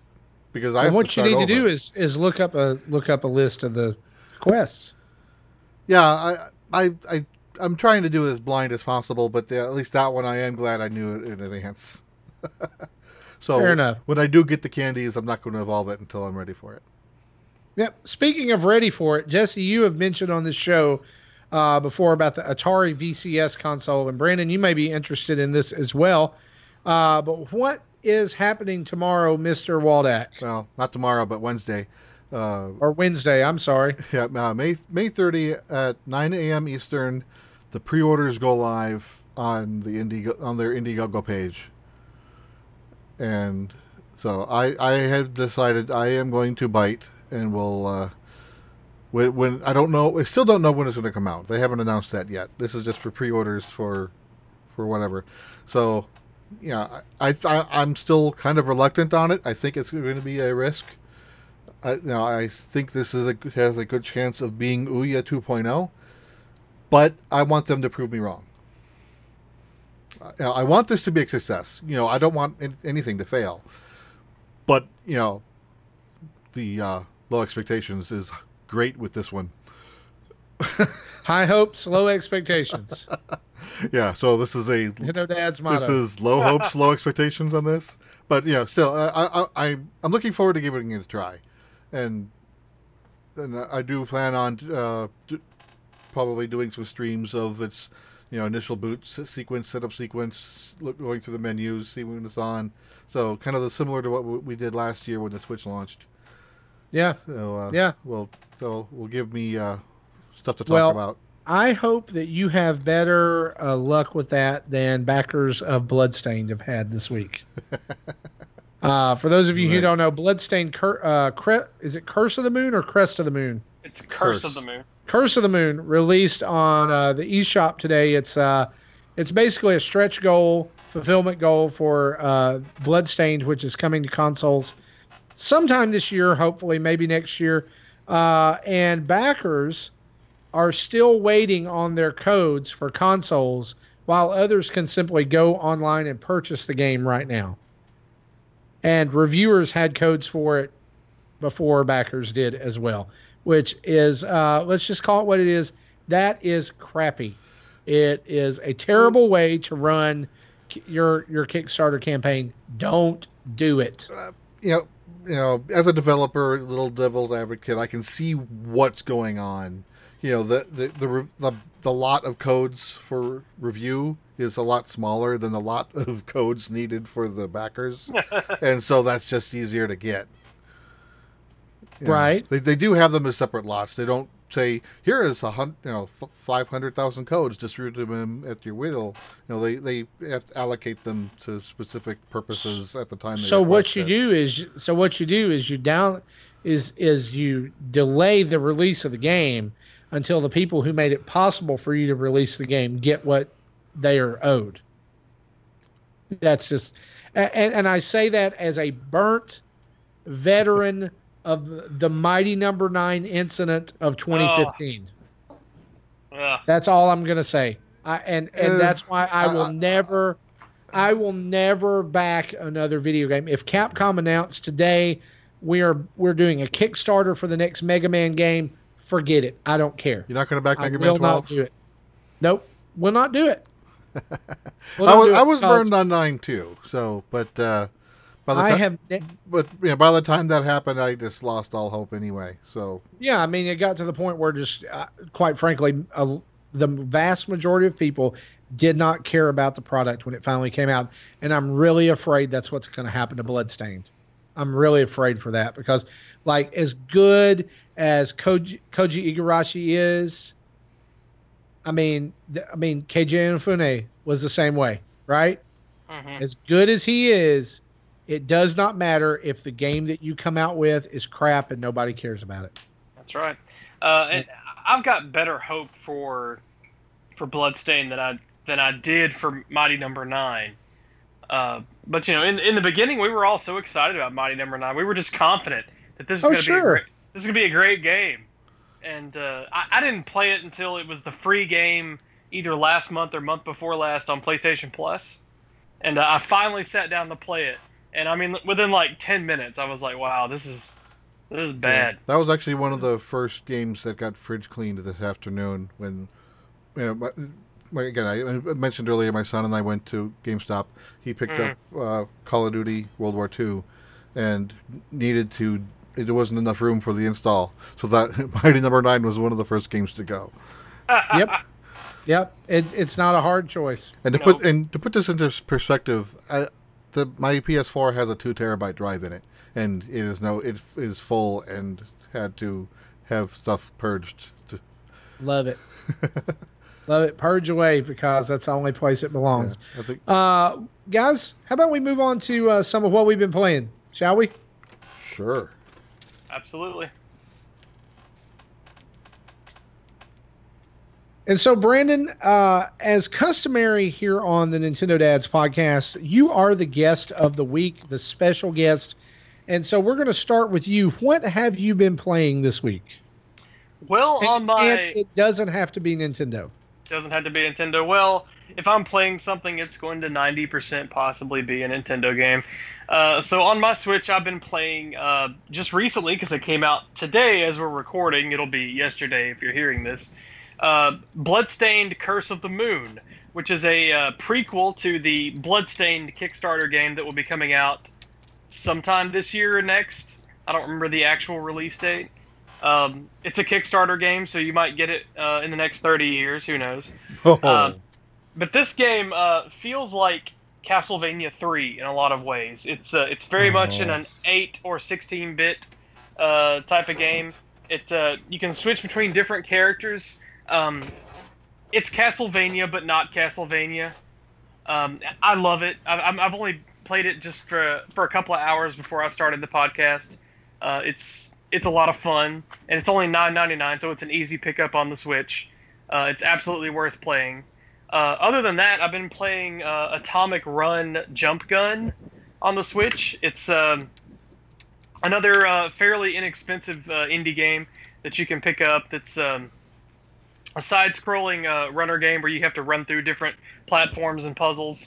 It's a lot of fun as well, but I highly recommend it. And the Switch has a really great indie game library that's built up. The downside of that is it's hard to know what's decent to pick up and what's a complete waste of $10, $15, or $20. I really wish there was more resources out there for you to find out if something's a waste of your time or not on the Switch. But those are definitely two games right now that I can recommend. Absolutely, is Atomic Run Gun Jump Gun and Bloodstained Curse of the Moon. Awesome. So, like I am, as we're talking, and as soon as you said it's like Castlevania 3, I'm right now on the download page for this. Particularly that you can swap between different characters like on the fly, and each character has his own strengths and weaknesses. Yeah, that's very much Castlevania 3. Yeah, so like I had already been on the fence about this, but like I'm in. Like, and it's funny because Justin and I were talking early this morning, and he was like, "So you're getting Bloodstained?" And I was like, "Yeah, I am, but not today because I've got this big backlog, and I'm not going to do it right now." And yeah, I'm doing it. I'm totally and just for people who are listening, I'm totally cashing in my gold points on this, and it's going to end up being $4.28. So, yep. I don't care about those gold points. I just use them whenever, because that's the way I live my life.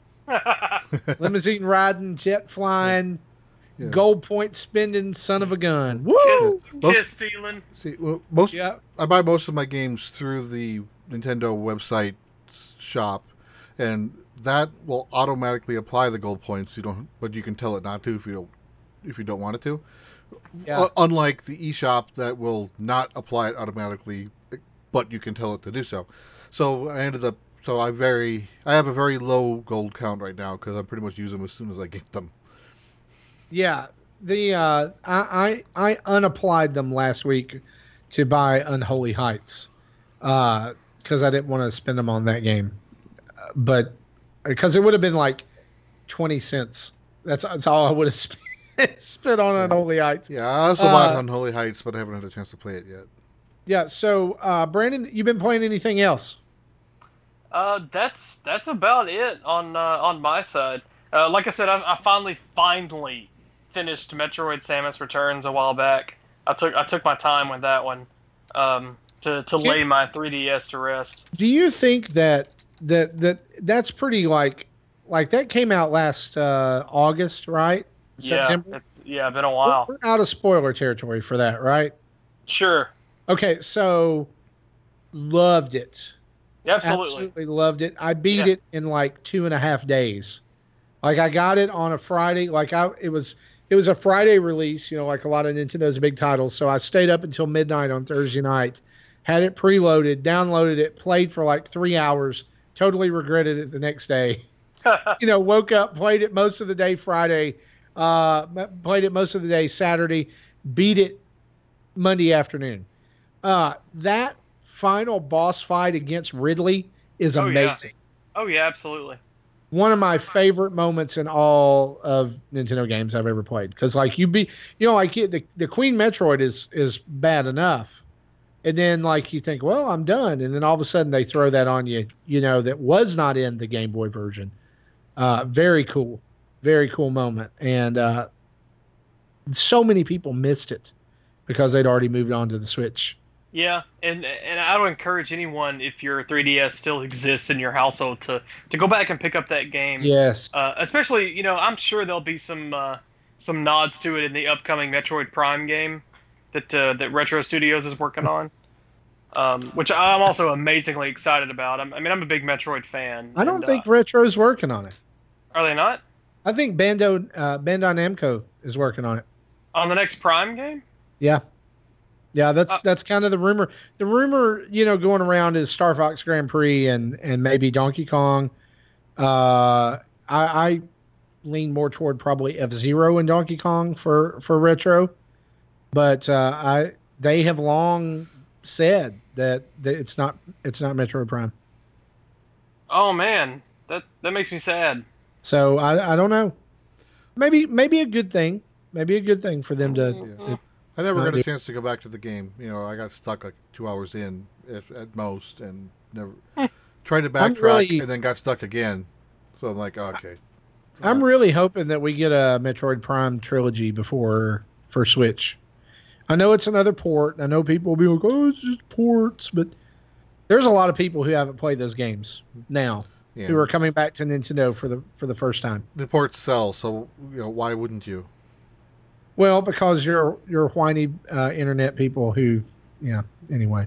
I'm gonna hush before I get us in trouble. But the ports sell. Yeah. So thank you, Brandon. Jesse, what have you been playing this week? All right. So I downloaded a few games. One of them, we talked a little bit about last week. Super Burger Time, and their unfortunate logo. It looks like Burger Time. Yeah.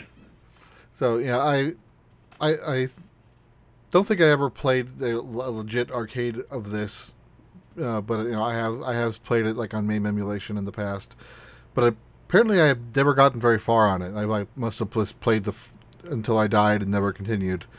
But here I did try to continue and go as far as I could, but somewhere in the third world I just decided, okay, I'm getting sick of this, just because the level design just got so muddy and hard to tell the difference between what's an enemy and what's not an enemy. So like one of the enemies is like this kind of like a pea pod that's really tall and really thin, and when you're up against a background that looks like a forest, good luck finding it. And of course, being so tall, it's taller than the difference between two levels. So if it's walking on one level and you're on the next level above, you'll still hit its head and die. Which that never happened in the original game because everything was the same height. So I think I prefer the original game versus this one. So something to try if you like obscure arcade games. Then I also picked up the Faerun collection, which is 4 games in one, with one of them being locked, which I haven't figured out how to unlock it. You probably have to finish one of the previous 3. And so I had Faerun 1, which had a early 3DS release, probably late 2014, and I think I played that to completion at one point.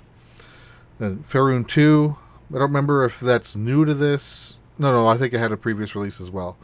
So it's similar gameplay as the first game, but expands on it with different maps.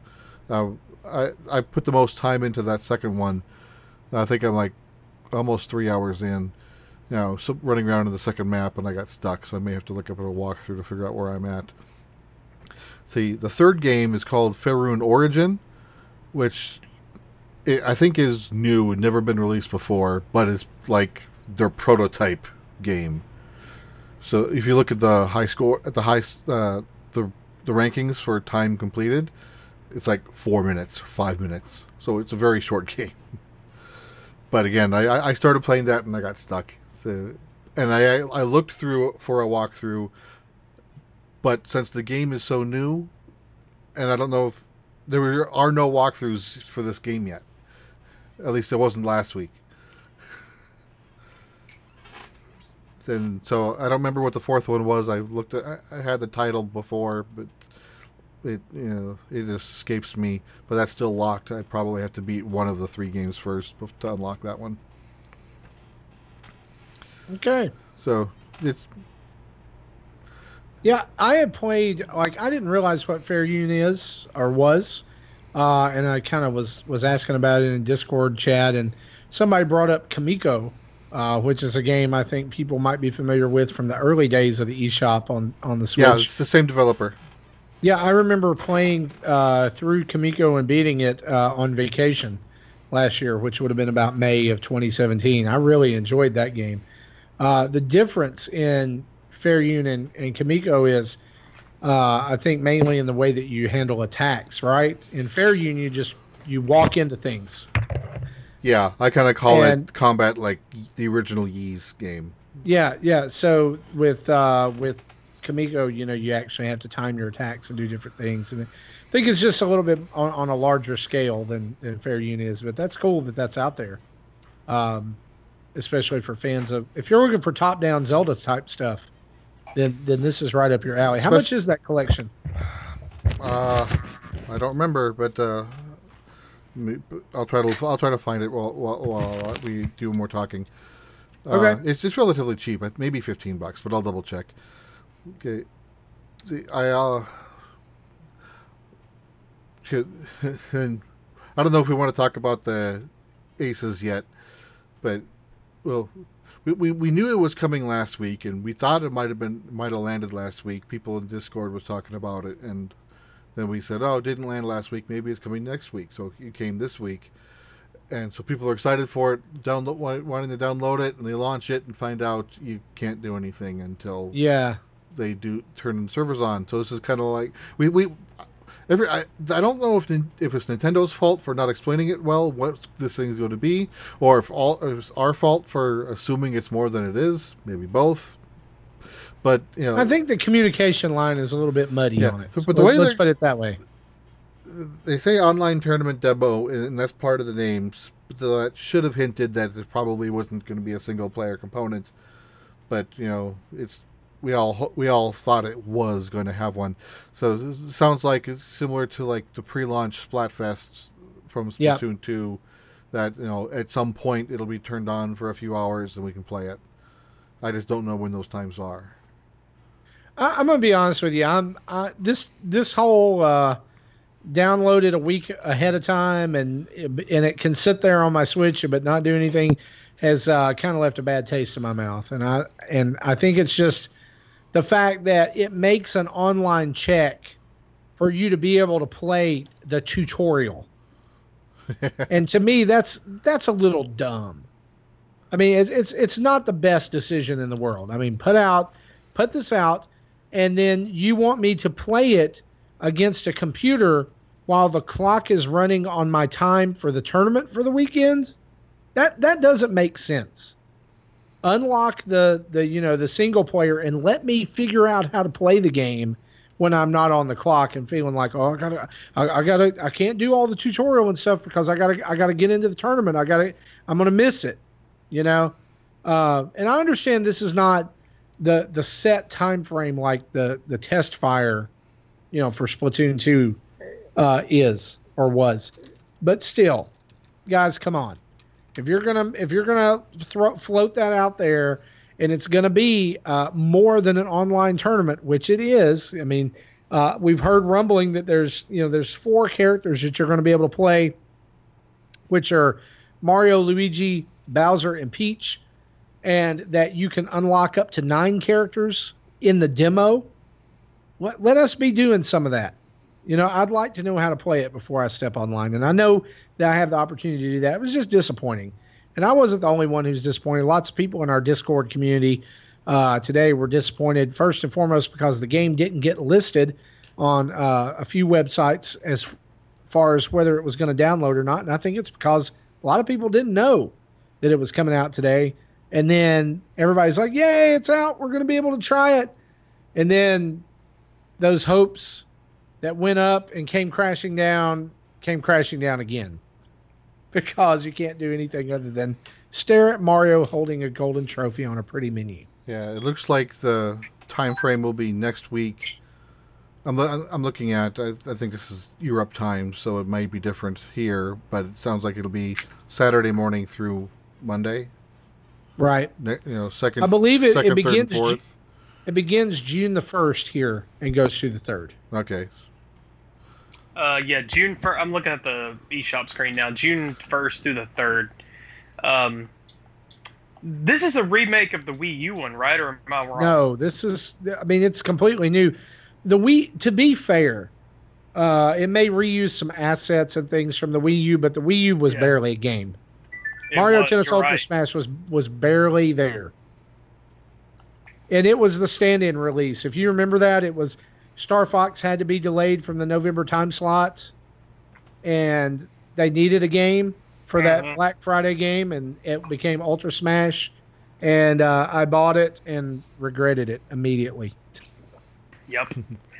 You know, and I will say, like, I've heard some people, since the Switch is doing so well, and I think by every measurable estimate, by every metric that we could track, the Switch is doing very well. And, you know, people say, like, oh, it has so many better games than the Wii U ever had.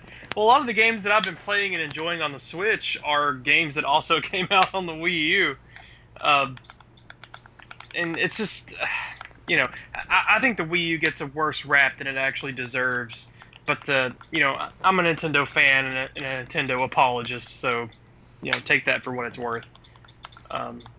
Honestly, I would not mind playing every Wii U game on the Switch just as long as they were released for somewhat of a deal, I guess. You know, like Donkey Kong Tropical Freeze was $60, and I don't even know that it was $60 when we got it on the Wii U. I think it was $50. And so it was $60, so you're basically paying $10 extra for another monkey. And I just don't know. Like, I've played through the game. We got a review copy from Nintendo. We're very thankful for that. It's great, but I don't know that it was $60 great, right? I mean, it's a fantastic game, right? But I don't know that it was worth the full price. I bought it and played through it on the Wii U, so I didn't feel like it warranted a Switch purchase. If they did Paper Mario Color Splash on the Switch, I would be okay with that. If they did Mario Maker on the Switch, I would obviously want it to be another version. Smash is most likely a new version because we're not hearing anything about a port. I certainly hope so. I don't know. Like, I mean, I can't think of any other games that are out there that haven't been ported over already. But, like, everybody complains about these, but you got to remember that there's a ton of people who have not played these simply because they didn't own a Wii U. Right. You know, there's like, and honestly, if Nintendo does not port over Super Mario 3D World, something is wrong with them. One of the greatest Mario games of all time. And so we'll see. They may be holding that one in the back pocket. Right. That may be an E3 surprise. That one I probably would double dip on. Most of these other games are games I haven't been interested in. Honestly, if they release 3D World with new characters, you know, like how you had Mario, Luigi, Toad, and Peach, and then you unlocked Rosalina. If they did like Wario and Waluigi and some others, and added in a couple, you know, new worlds or something, I would buy it. Day one, pre-ordered. Nintendo, do it right now. Let's get on that. I don't know.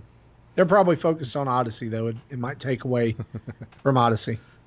Anything else you've been playing, Jesse? Well, quick, going back to Faerun, the Switch version is $10. And as a comparison, the original Faerun is $3, Faerun 2 is $7.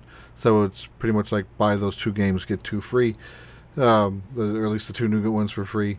And if you're kind of still on the fence and you still have your own 3D, you still have a 3DS around, both the original game and Faerun 2 have a demo.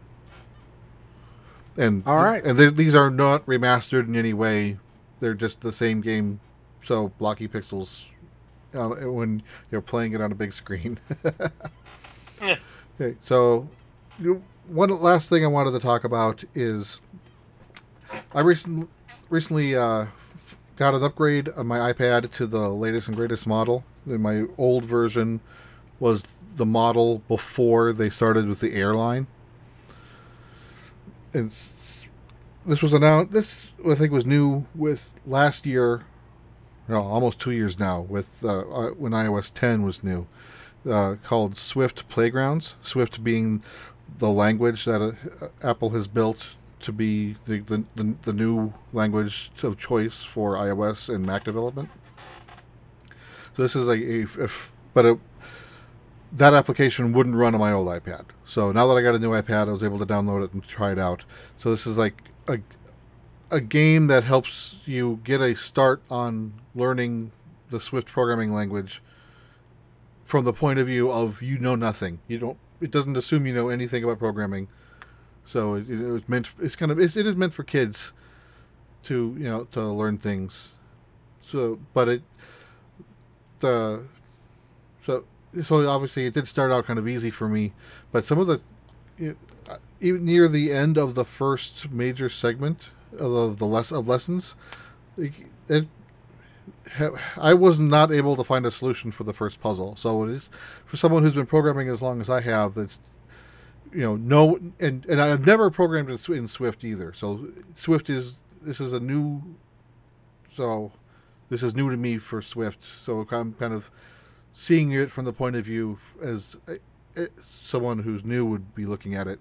So there's that one puzzle that I wasn't able to solve, and they even said you may not be able to solve this one yet until have more tools up your sleeve. So it's kind of hinting, go on to the next lesson and then come back to this one later when you have more things that you could be able to manipulate. So it's completely free. I think I've put in 4 or 5 hours into that.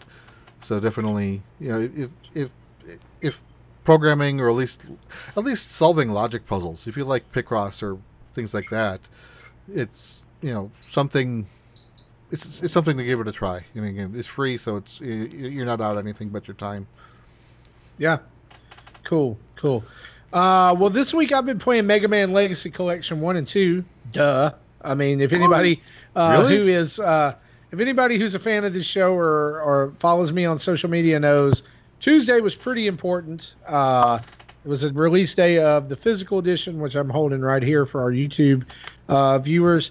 Almost went digital, but I'm glad I went with the physical copy because of the cleaning cloth that was included. Nothing else special though. So I mean, inside here, nothing. Would have been nice to have a nice little anniversary reversible cover or something like that. But that being said, as somebody who was unable to because I didn't want to purchase it on a non-Nintendo system, finally have access to Legacy Collection 2. I am having a great time with this. It's fantastic. It's done right. The new rewind feature on the first Legacy Collection is fantastic. It literally lets you rewind from anywhere, any point, anytime, just by holding down the L button. And it even rewinds the music and all the sound effects and everything. So, you're able to try out a different tactic and possibly keep yourself from dying, or if you miss a jump. There you go. Currently, I'm playing through Mega Man 7, as it's the only Mega Man that I've never beaten because Dr. Wily is a cheap, trolly piece of trash at the end of that game. It's the most awful Mega Man boss fight that there's ever been. I got there earlier and was like, what do you do? The first time the first encounter, I was like, I don't think I hit him, but I learned things about different weapons. And one of the things I love about Mega Man 7 is it was the only mainline Mega Man game for the Super Nintendo, and there are so many secrets in that game. Just even little things that change stages, like being able to burn down trees or change the weather. In certain places, there's a rush search that lets you search the ground for items, and even some big, items that are in the game that I won't talk about. But I guess I could spoil it because, the game's been out for 20-something years. But, anyway, I don't want to spoil it because I want you to go play the Mega Man Legacy Collection. If you have a Switch, there's absolutely no reason not to have this game. Unless you just hate platformers and hate your life. You just hate fun. Yeah, if you hate fun. It's a celebration of one of the greatest gaming franchises of all time, and it's a perfect lead in to Mega Man 11 that is hopefully coming out this year, and we'll get a date for that at E3 hopefully. So good luck. It plays fantastic. It's exactly what you expect if you're a Mega Man fan. So there's that. I've also been playing Hyrule Warriors Definitive Edition for the Switch, and this would mean that I have technically triple dipped on this series I bought it on the Wii U. I bought it on the 3DS, and now I own it on the Switch. I put up a video about this yesterday on our YouTube channel. I played through Linkle's first mission, which is in Farron Woods, where you're fighting a bunch of skeletons with an army of chickens, which I think is amazing. Also amazing is how good this game looks when it's docked. I cannot begin to tell you, and everybody who listens to this show knows I am not a resolution frames per second teraflops type of guy. I'm not. Yeah. Excuse me. But the first time that I plugged this game into the dock and played it, I'd been playing it on handheld all morning because I had to wait for it to download, and I was at work and I was somewhere else. So I'm playing on handheld, and I take it home, and I had just been playing it, and then I put it in the dock, and I was like, whoa.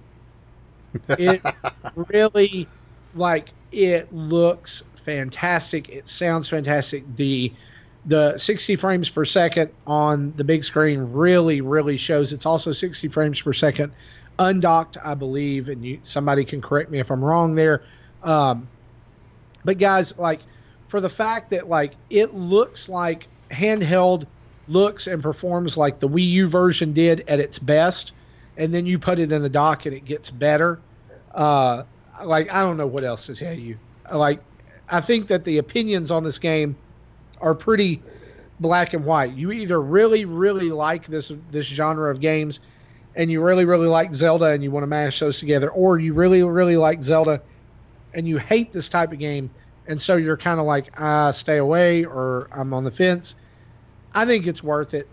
For $60, you're getting a game with so much content that there's 20 something characters. There's at least 20 stages in the campaign.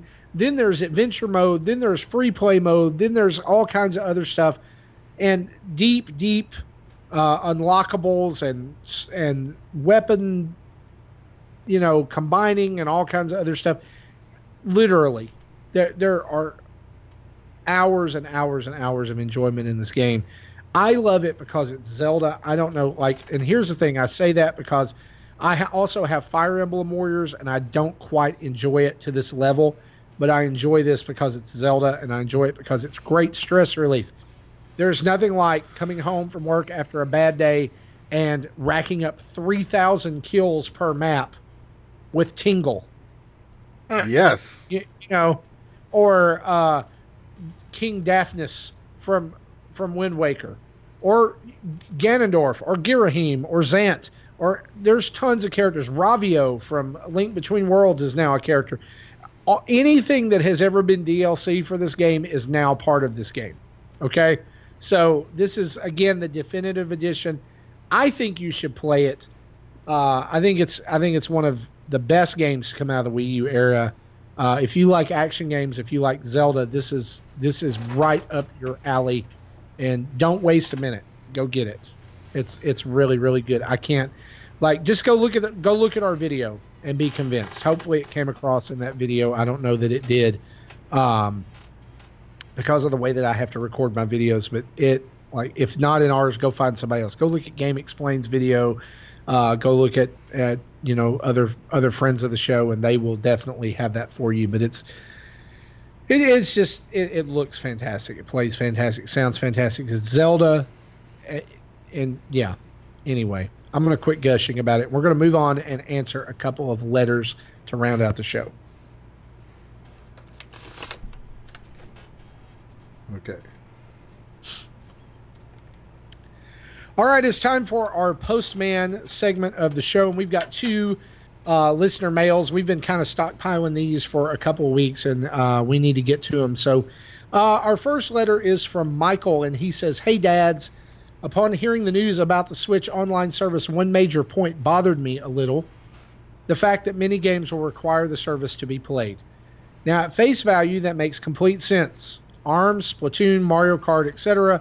all have online capabilities, and it makes sense to say, hey, now you have to pay to play online with your friends. But my problem is that these Nintendo games don't have much in the way of single-player offline experience to now justify having half to 2/3 of content now being locked behind an additional $25 on top of the $90 game. I'm also Canadian.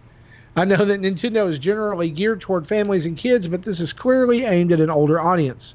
So, should Nintendo games that have online play as a feature now have more offline elements to justify the additional costs? Story, cutscenes in Mario Kart, Street Fighter, Mortal Kombat style backstory for why ARMS characters are there to fight, maybe just a bigger campaign mode offline. Or do you think there's enough in these games already? Should I just go play indie games that don't feature online at all to satisfy me instead? Hope to hear the discussion from this soon, Michael. So the question is, if Nintendo is moving to requiring a paid online service, should there be more offline content in those games to offset the need for that online payment?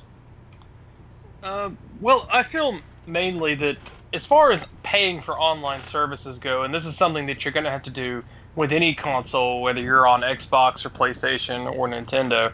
Nintendo's is very fairly priced. It's much cheaper than the other two. Even though I feel like cloud services itself shouldn't be a paid service. I think that should just be something that's standard with a console. And Nintendo's charging for it with this. I still feel like it's very decently priced. And I feel like, yes, I think Nintendo could do a few more things to make this online service a little more valuable, but as it stands, I think that Nintendo's pretty well valued as it is. This is a decent price. They're offering a lot of content with it as it is, with the retro games that you get to play with online features. What is it? Is it $22 a year or less? It's thought it was. It's for us here in the States, it's like $21. Yeah, I think $21. Yeah, $21 for a year. That's pretty good compared to both what Microsoft and Sony charge for their online services.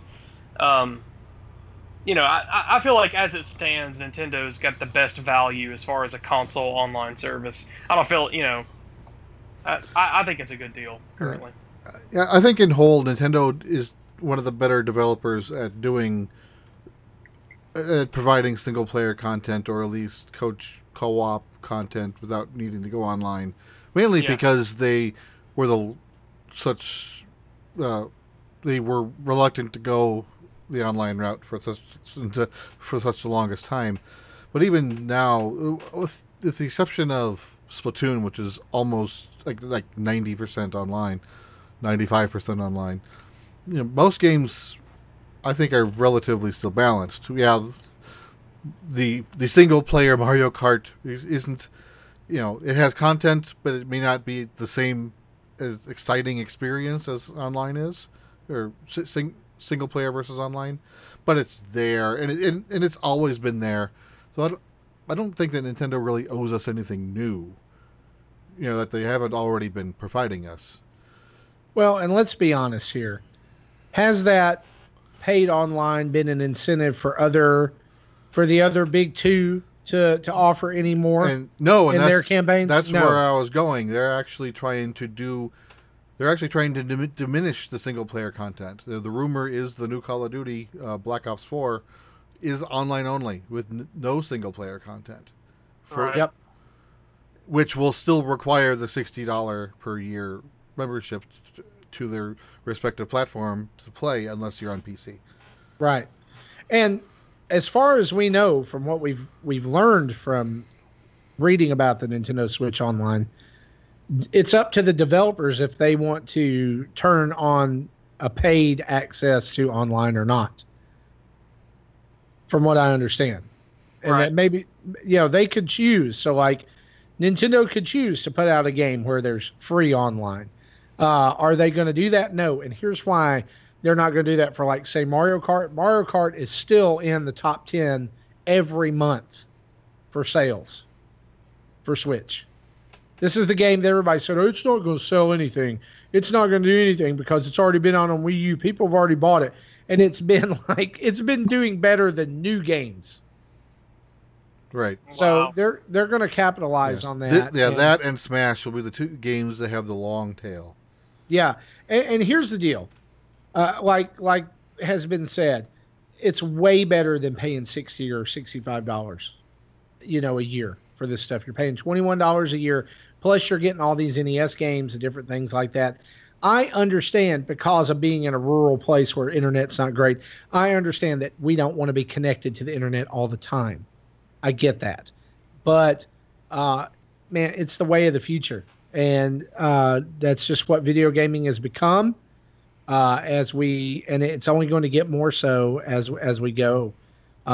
Though I do think games like God of War and Horizon Zero Dawn and Tomb Raider and others over the last few years, Spider-Man for PS4 that's coming out being a great example, shows a revival of interest and a revival of confidence in the single player experience for video games. And that gives me hope. So that, I don't think it's going anywhere. I just think there'll be some companies who choose to abandon it, like Treyarch and Activision. Yeah, it's more Activision and EA or the publishers. Let's be honest. It's the smartest business decision, because they're not making all that Call of Duty money based off the campaign. They're not. Well, I do know people who only buy those games for the campaign and are not interested in online. Right. But I also know that because they don't want to make games anymore. They want to make services. And, yes. And I'm just literally stealing Jim Quisition. So if you know him, I hate that. I don't want that. And I don't want that either. But that's where they're going. Yeah, absolutely. But they are, unless the industry, the industry continues that trend, but then the general public continues to bucking the trend like they did with Battlefront 2 and the loot boxes. Yeah. That made that an absolute disaster. Yep. I saw a poll earlier today on the MVC forums on Facebook, and this is what it said. Would you be okay if all DLC from Nintendo going forward followed the Overwatch model? Purely cosmetic, and maybe loot boxes but only cosmetic items, but all the DLC like stages and characters were free. Would you be okay with that? And I would totally be okay with that. I would totally support that. Be upfront about it, though. Right. You can't get Mario's whatever costume unless you buy this loot box. Okay, I get that. Maybe I don't want that, but maybe I get, 4 new tennis courts and 3 new characters over a year. Great. Mm-hmm. I'm all for that. Yeah, I'm not a fan. I'm not a fan of the loot box system. Even if it's just cosmetic? Yeah, because if I want one specific thing, I don't want a chance of getting 500 other things. Yeah, I got sucked into an iOS game. I don't even remember what the game was called anymore. I deleted it, and I know I've talked about it years ago. But that had a kind of, a loot box system where you have a small chance and to get the superior weapons that you need to be competitive. And they have offers that says 10 times the chance of normal, but you still never got it because they didn't gambling. Because yeah. 10 times 0.001% chance is now a 0.01% chance.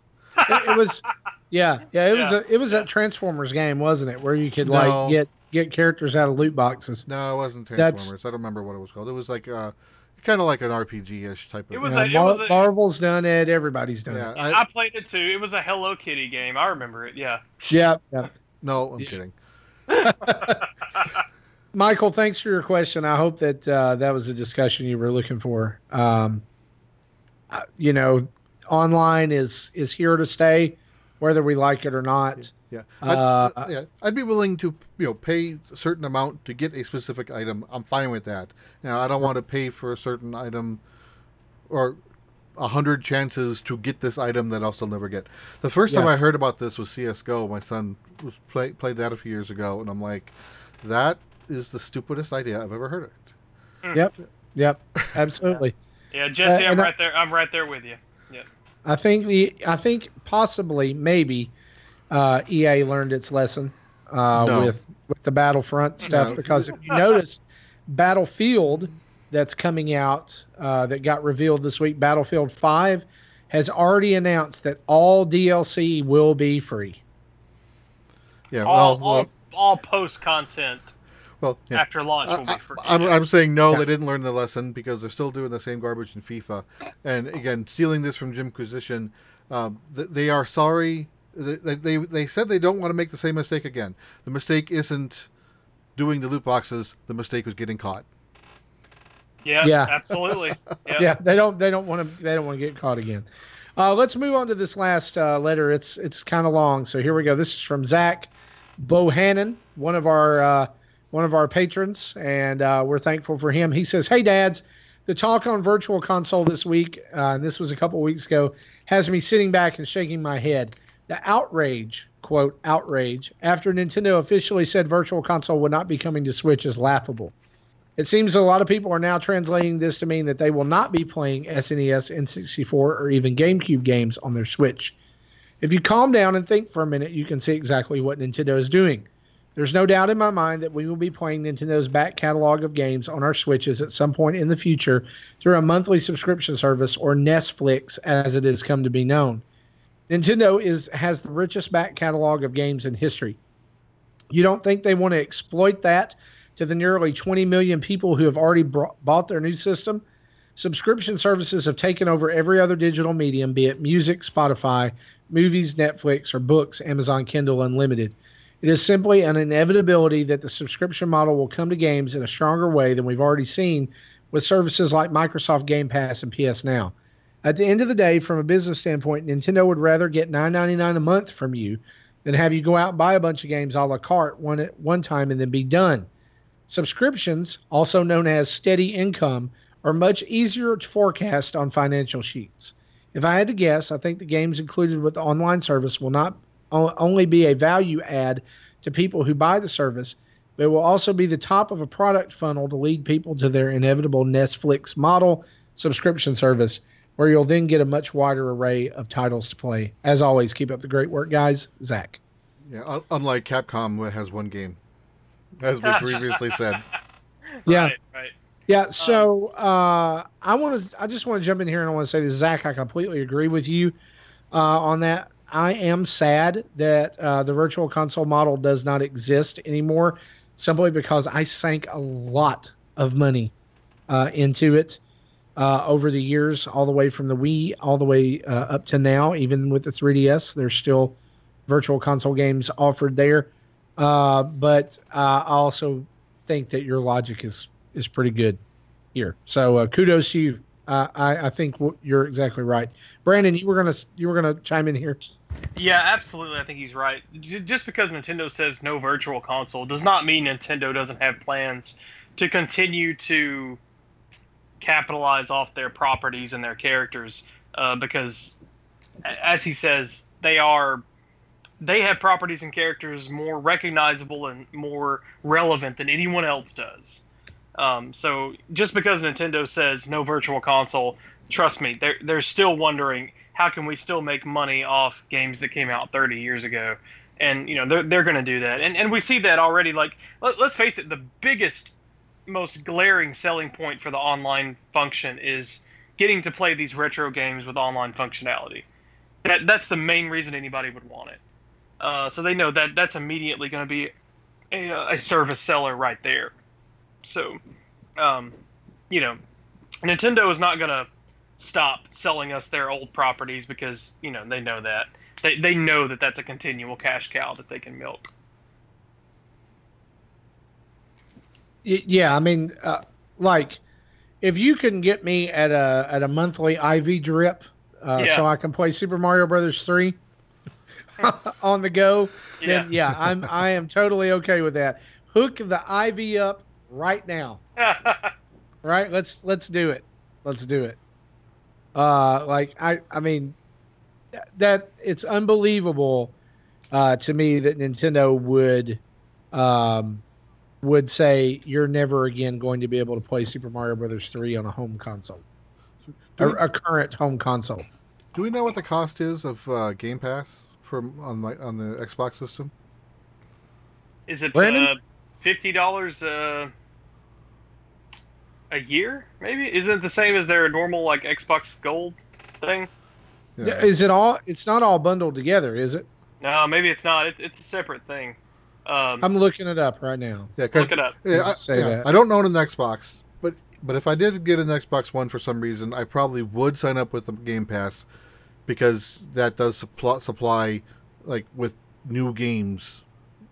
Not back catalog stuff, but new games are get on that list. I know that when you have it, you get what's the new pirate game everybody's playing? You get that for free. Yeah. I just blinked out on the name of it. So Sea of Thieves. Sea of Thieves. Yeah, but with PS, and I think that is, download the games and play it locally, just like any other purchase. It's just, when you stop subscribing, then you no longer have access to the games. But the PS Now, which is like twice as much as what PS Plus is, which is why I don't have it, that is like the Capcom Resident Evil model of game where it's streamed against the back end. So you don't actually download those games. Right. Xbox Game Pass is $9.99 per month. Do they have an annual, or is they only charge monthly? A 6-month subscription for $59.99. Ooh, okay. So it's about comparable to PS Now then. So at that price, I might not bite. $120 a year, basically. Yeah, at that price, I probably wouldn't bite. Now, if Nintendo if Nintendo drops something like that and day one they have GameCube games, I'm in. Like $10 a month, no sweat. And really, the majority, this is the vocal minority yelling here. The majority of the people won't care about this service. They just want to play online. They want to play Smash. Right. That's my opinion. That's my thoughts. Yeah. No, I got that is going to be the number one push for the online service. That's why I think they're launching day and date together. It's going to be Smash and online service at the same time, and watch the money roll in. It's going to happen. It's going to happen. Thanks, guys, for your questions. We really appreciate that. I just realized that we did not talk about earlier in the show. I mentioned that we were going to talk about Sushi Strikers, the way for Sushido. We're going to table that until next week. Y'all take your time with the demo. I encourage everybody to go download it. You definitely can see the 3DS influence on it as you play on the Switch. And one of the cool things about it is it's Nintendo it's one of the first games that they're really acknowledging being able to use touch controls and encouraging you to use touch controls on the Switch. And in fact, this is just me personally, I think it plays better with touch controls. It's a pretty meaty bit of content you play the first part of the game. I see what you did there. Meaty bit of content. Totally didn't mean to do that, but it's there for you if that's what you're here for. You play the first hour of the game, I would say, and kind of get a hang for how it goes. It's a lot of fun. I'm going to be honest. I told somebody, I don't want to like this game, but I do now. And I wish that I had downloaded the demo because now I'm going to want to purchase. The fun thing is that when you finish the demo, it says this game is now available in the Nintendo eShop, and it is not. Which leads me to believe that this demo was meant to drop later rather than now. So I don't know. Or they designed it to be like to drop day and date of the full release, not a pre-release. Yeah, exactly. And that is June 8th. So that's coming up really, really soon. That's Sushi Strikers. Going to drop on 3DS and 3DS and Switch on the same day. So wrapping up, guys, let me remind our listeners of a couple of things. Retro Rewind is coming up. Super Castlevania 4 we are going to record very, very soon. We were going to record it this week, but with Zach and Justin being off the show, we're going to wait till the original 4 are back and ready to go for that. We're also going to be opening up voting on our next Retro Rewind title. Also, over on Patreon this week, we added a new goal that you guys can go check out, which is an official Nintendo Dads meetup or Nintendo Dads Con, which is pretty scary if you think about it. But several members of the community have been asking for something like this, and it's a very much a stretch goal for our community. But if you guys want it, it's there on Patreon. You can go read all about it. And if you're a listener and haven't become part of our Patreon, you can do that for as little as $1 a month and help us get toward that goal. We would love for you to do that. We've got a giveaway coming up. We're going to be giving away a set of Joy-Cons. They're the pink and green version of the Splatoon Joy-Cons that got released with the Walmart exclusive set, but it's the new American one release that just came out a few months ago. So we're going to be giving away one of those soon. And lots more. Be sure to check out YouTube. Go to youtube.com/Nintendo Dads. You'll be able to find all our new videos. There's content going up all the time from the four of us and our community creators who are able to make videos for games that we get codes for. And there's tons of stuff coming in and stuff on the horizon. And also E3's coming up. So, we're going to have plenty over there. 3 weeks. Yeah, 3 weeks until we can put all these rumors to bed. Less Thank than 3 God. weeks. Yeah. Oof, let's hope. And so as we wrap up, we want to say a huge thanks to our Patreon producers, Chris Mears, David Ernsberger, and Timothy Off. Thank you guys for being awesome and making a large portion of this show One more thing real quick. Possible. Yeah. I think I am next in line to do the Patreon AMA. Yep. So if you are a patron, start thinking of what questions you may want to ask, and we'll figure out how that's going to work. I honestly didn't watch the other three, so I'm not sure what format they use. So I'm going to have to go back and see what they did, and see if I can copy or improve on their technique. Yeah, absolutely. We'll put up a couple of posts about that within the next week, asking for questions for that. So again, thanks to Chris Mears, Dave Ernsberger, and Timothy Hall for being Patreon producers. And you can head over to patreon.com/Nintendo Dads and support us. Follow us on Twitter @Nintendo Dads. Like us on Facebook @Nintendo Dads. On Instagram we're pretty much in all of our social media, we're @Nintendo Dads.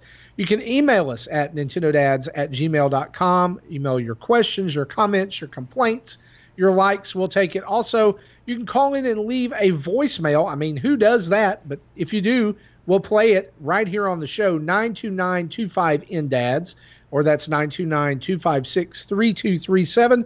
And if you want, you can go buy some sweet Nintendo Dads merchandise, including a king-size bed cover with my face on it at tiny.cc/Nintendo Dads store, all lowercase.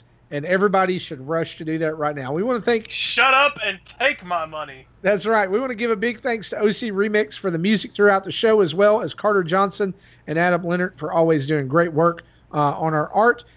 Be sure to check us out on iTunes, Google Play, and Stitcher every week, and check out our page over at VGTribune.com. For myself, for Brandon, for Jesse, the absent Justin, and the 10th anniversary celebrating Zach, bye-bye.